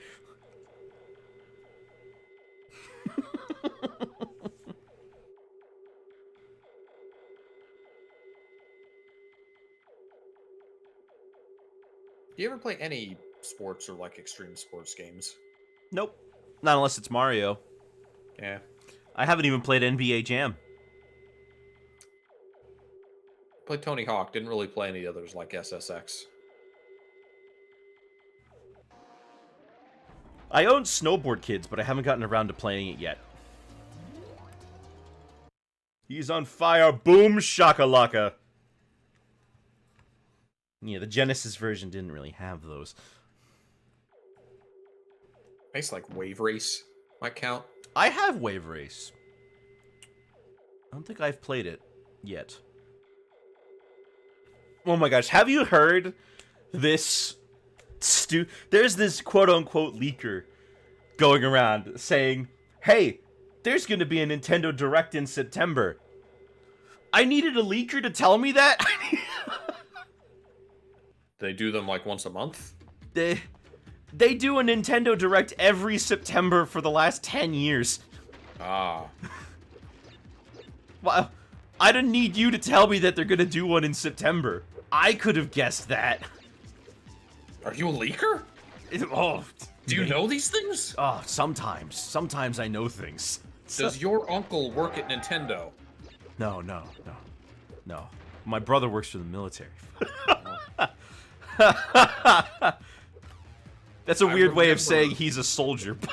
I remember in like the early 2000s, some kid that I knew, he must have had like knowledge from Japan because he was telling me about the upcoming Pokemon Ruby and Sapphire. Mm-hmm. And I was so convinced, like, oh, well, they did Pokemon Crystal, that had Suicune, so these must be about Raikou and Entei. Right. You gotta complete the set or it wouldn't make sense. You fool. Yeah. Little did I know. But that's not how that works. I don't even they were they launch games for the Game Boy Advance? I don't know. They were 2003 generation Generation 3. So I think the first Super Mario Advance was a launch game, yes. which was Super Mario World. Super Mario Brothers 2. Was that the first one? Mhm. Yeah, I guess it was. It was Super Mario, 2, then okay, World, Super then Mario Yoshi. Advance, and then it was Super Mario Advance 2, Super Mario World, Super Mario Advance 3, Yoshi's Island, and Super Mario Advance 4, Super Mario Brothers 3. It just rolls off the tongue. It just Yeah. All of which featured exuberant screaming from all characters with every action. yes, but that gave it personality. Yeah. Now I'm a movin'. Or Yoshi getting all of his voice clips from Yoshi's Story. The Donkey Kong Country games did the same thing. They added Advanced Sports. yeah, they added DK's voice to DKC 1 and Diddy's voice to DKC 1 and 2. Dixie's voice was Tiny's voice from DK64, and then Kitty also used Diddy's voice clips. Where did they get the other voice clips from? From also 64? Yeah. I mean, they had them there, right? Initially, for the GBA ports, they wanted to get the original models and make new sprites from them again, like Yeah. just whole heart, you know. But it turns out that they didn't exist. They overwrote all those hard drives to make new things because that's just how game development works. They must have been really hefty, like, files for that era. Oh, absolutely. And it would have been difficult for them to read the models anyway in 2004 compared to... in 2001 compared to 1994. I just totally ignored that box. Mario had a voice in Mario is Missing? In the PC version. Okay, that's what you're talking about. Also, Mario's early years. That works for me. You did well. There was a very short era where we had like consistent Brooklyn Mario Yeah. before Mario 64 happened. Yeah. Charles There was Martinet's first attempt as Mario was actually in a pinball game. I was gonna say, yeah, and there was also like that mini games collection where you played cards with Yes. Mario. Yes, Mario's Fundamentals. But that pinball machine, actually, as it turns out, Martinet never got paid for that. Nor was he credited. That's a shame. Yeah. So that's why he was like around Nintendo when he had already when that's like he was around Nintendo when they were doing like stuff for Mario's voice in 64, right? Like they were hosting So they had already- interviews. So they'd already gotten him for Mario for one game by then. They Yeah. just hadn't planned to make him the permanent. Make him the voice. permanent voice.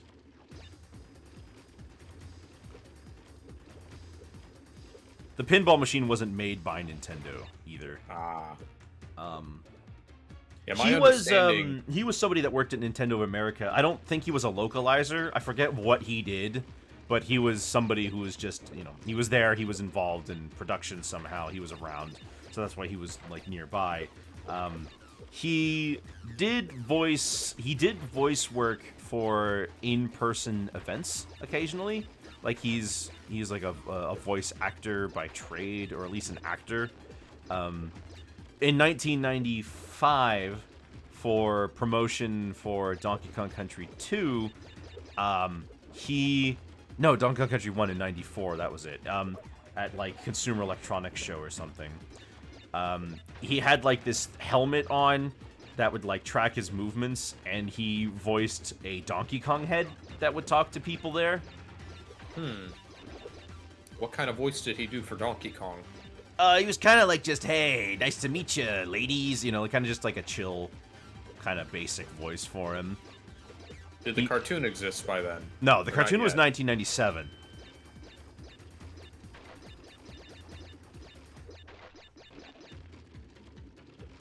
Got an itchy nose. Do you think that's where they got the idea for the cartoon voice from? I doubt it. I would be surprised if there's any connection at all, considering that this was just something that appeared at CES, and then like nowhere else. Yeah.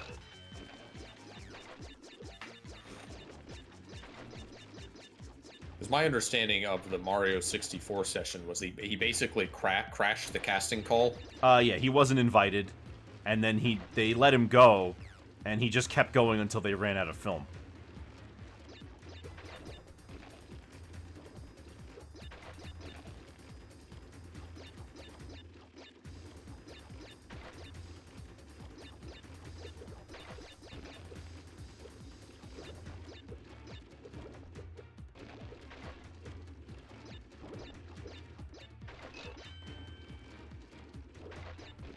Ooh.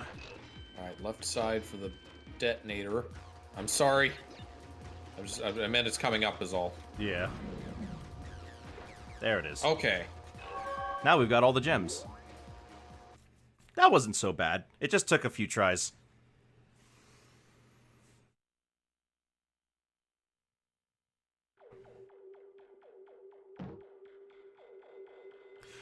It is a little strange that they've kind of stuck to that for the Mario movie, that they stuck to that Super Show thing of like they're from our world and then they got transported to the Mushroom Kingdom through a pipe. Yeah. But then the movie just adds so many more questions. Like, it says that Peach is also not from the Mushroom Kingdom.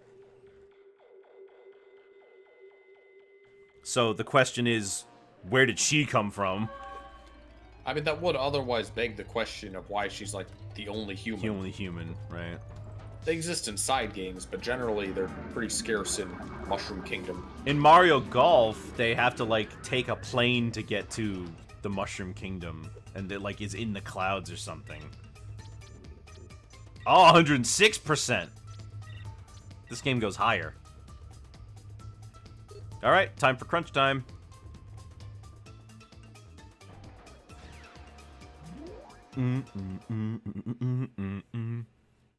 I guess you could technically get all the gems before you get here, because you could get 24 of the relics, get one of the relics upstairs, finish those, and now you have all the gems before the final boss. Yeah.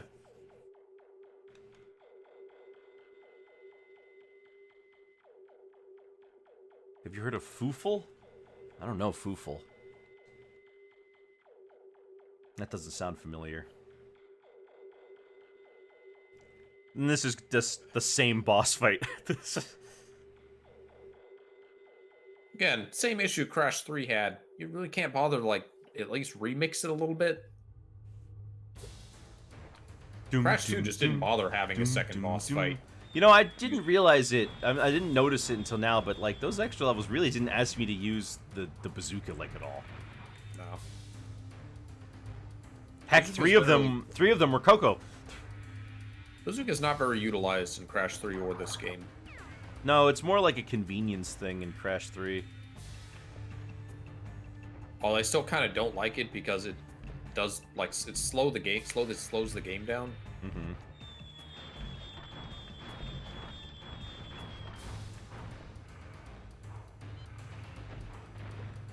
Oh, I didn't hit him.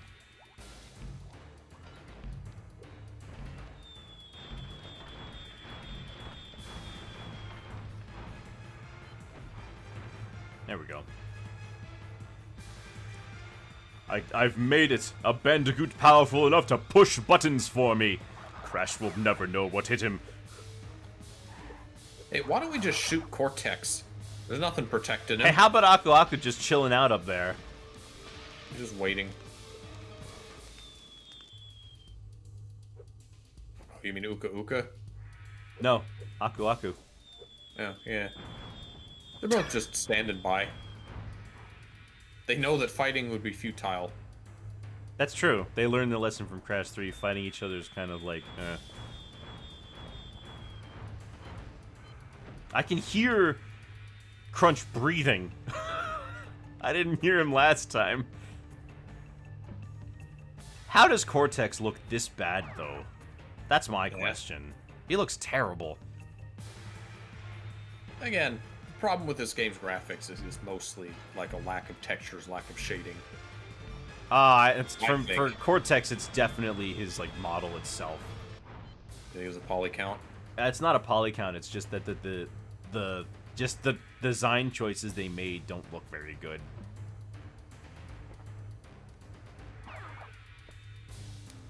His eyes are not particularly expressive in this one. No.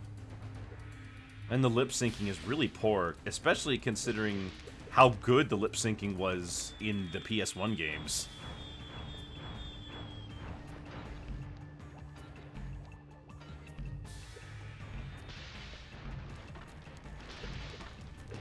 Dang it, I thought it followed me.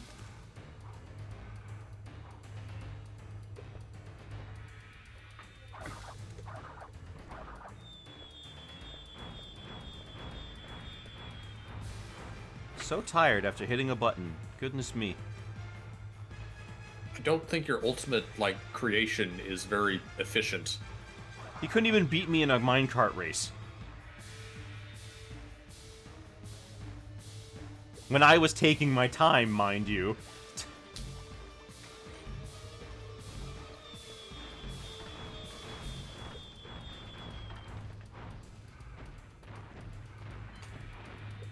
Whoops. It's kind of flimsy plot for this game. Why does this guy need a power source? I don't know. Stable. Is He it just, like like, walk Shadow? around. Is he a fully artificial being? It's a crying shame that we don't actually get to fight Crunch. Yeah. Like, in a one-on-one battle for real. I mean, that was basically all the other ones, but they were all super lame and it didn't feel satisfying at all. Even Crunch is like, yo, you guys are holding me back. Yeah.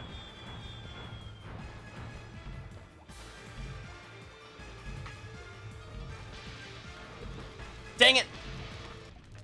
Really tight. The worst part is that was the final hit. Final one for that wave, I should say. And I guess I don't get to use Aku Aku here because Aku Aku's up there. Let's design a Crunch boss fight. What would you do with him? What would I do with him? Well, He's fundamentally, he's just kind of a big muscular I would dude, be like tiny. most so since Crunch is supposed to be what Crash was supposed to be, I'd like him if he was more of like a character who had Crash's like abilities, but like bigger and more dangerous. Like he had a Death Tornado spin, but he used the air one to make it like a huge whirlwind attacks, and it was in like an arena type thing. His bazooka, he has the fruit bazooka, but it's exemplified by the fire elemental turning it explosive.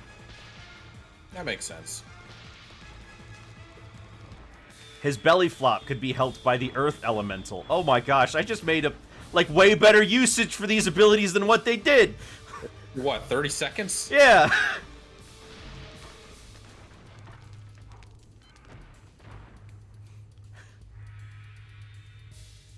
And then the water elemental could have, like, I don't know, an underwater phase or something like that. I don't know. You could have his slide, like, cause a wave to appear. I just think a one-on-one fight would just... That's, like, what you should just do. Not pushing buttons. Not pushing buttons. Yeah. This could have been an engine boss fight.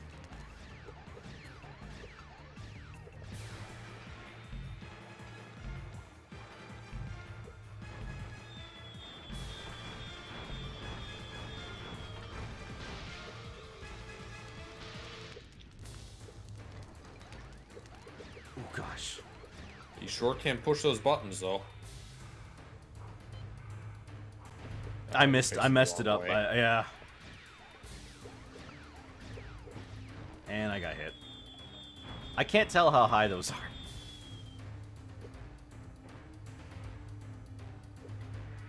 It's just having, you know, Crunch is poised to be this rival, and it feels like a wasted opportunity that he doesn't get to, like, meet Crash on equal ground.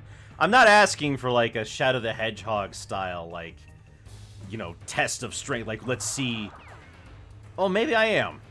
I don't know. I don't want it to be, like, emotionally gripping, like, which one's the real one. But, like, I think it would have been nice if they actually showed off how... If they actually made it so that Crunch was the Bandicoot general that Cortex was looking for. Yeah, it could be, like, a little bit of story drama with that. Yeah. Not too much. It's Crash Bandicoot, but...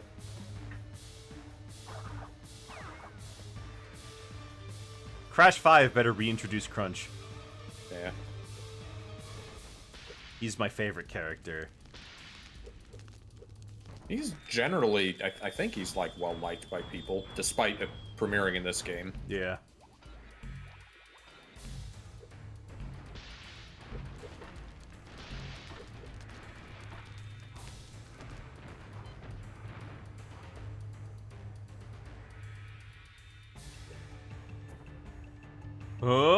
Oh! Looks so dopey. Cortex doesn't even need to be here. Nope. He's included because you can't have a final boss without Cortex.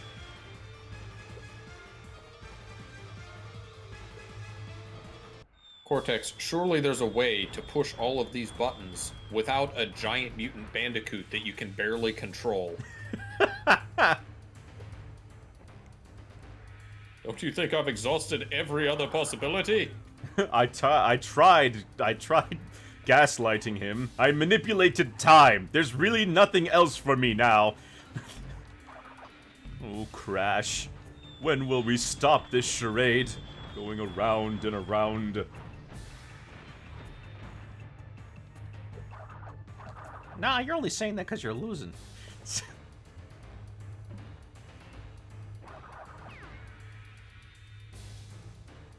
Surely there must be, like, an alternate dimension where Cortex did succeed, right? At making Crash the general? And, like, conquered the world. Yeah. Yeah. Like, what would he do with it? I don't know. It seems like his personality would kind of conflict with his, like, desire to own the world, because, like, he wouldn't know what to do afterwards. It's kind of one of those, like, just vague motivations like Eggman. Yeah.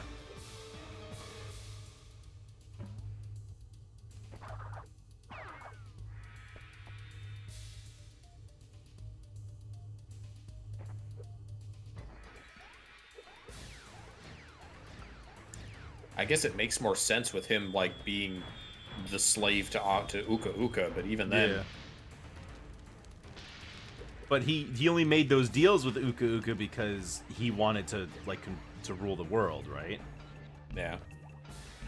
I could buy it as like a plot element if things got out of hand and now he's subservient to this evil god, but Oh, you can survive the ice.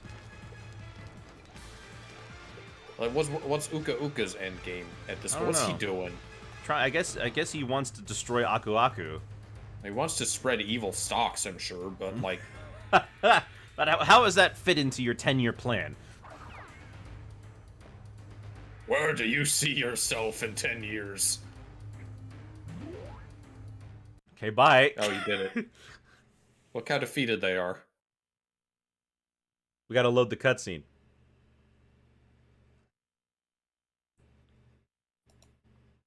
Right? I have all the gems now. Don't I? Yeah.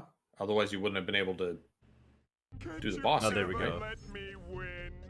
What do you want from me, you creature? No, Uka Uka, I can explain. It's too late for that now. What was he? What did he do? I don't think you should have done that. That was it? Crash fighting him? Wait a second. That annoying scientist doesn't have control over me anymore. Where is that pathetic twerp? There's no time for that now, Crunch. Danger. Critical power overload in evil space. Just immediately bros. Yeah. I think your energy bolt caused a slight chain reaction. It might be wise if we made our way to the escape pods. This is all your fault! If you hadn't ducked out of the way, none of this would have happened! This doesn't look good. If you hadn't ducked out of the way. So are we really here or not?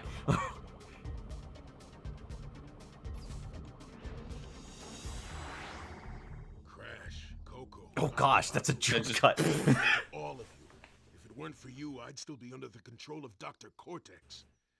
Thank you for believing in me, guys. You're welcome, Crunch. Hey, do you think that's the last we'll see of Dr. Cortex? Do you think that's the last I'd we'll like see to of Dr. believe that, my Cortex? children. Oh gosh. Somehow, I doubt that very much.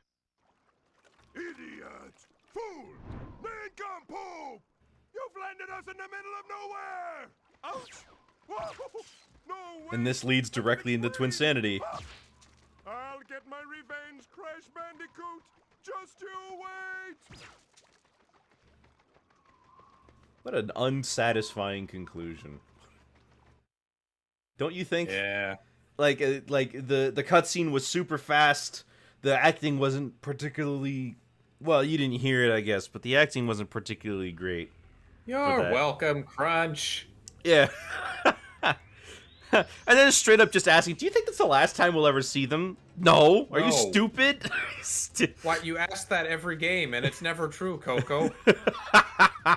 Well, at least she doesn't ask it in the next one. Okay, final thoughts time. You go first. I may have stated my opinion. I like this game not as much as the originals. The engine is not as good, but I think I generally like the levels more on average than Crash 3. Mm-hmm. Just like the level design. Plot is just eh. Acting's eh. A lot of eh. In the production qualities. Production values. Right. When let's see. So I was going into this expecting it to be bad, and I'm not gonna say like I don't think this is as good as Crash 3. I think Crash 3 on the whole is a lot more enjoyable than this.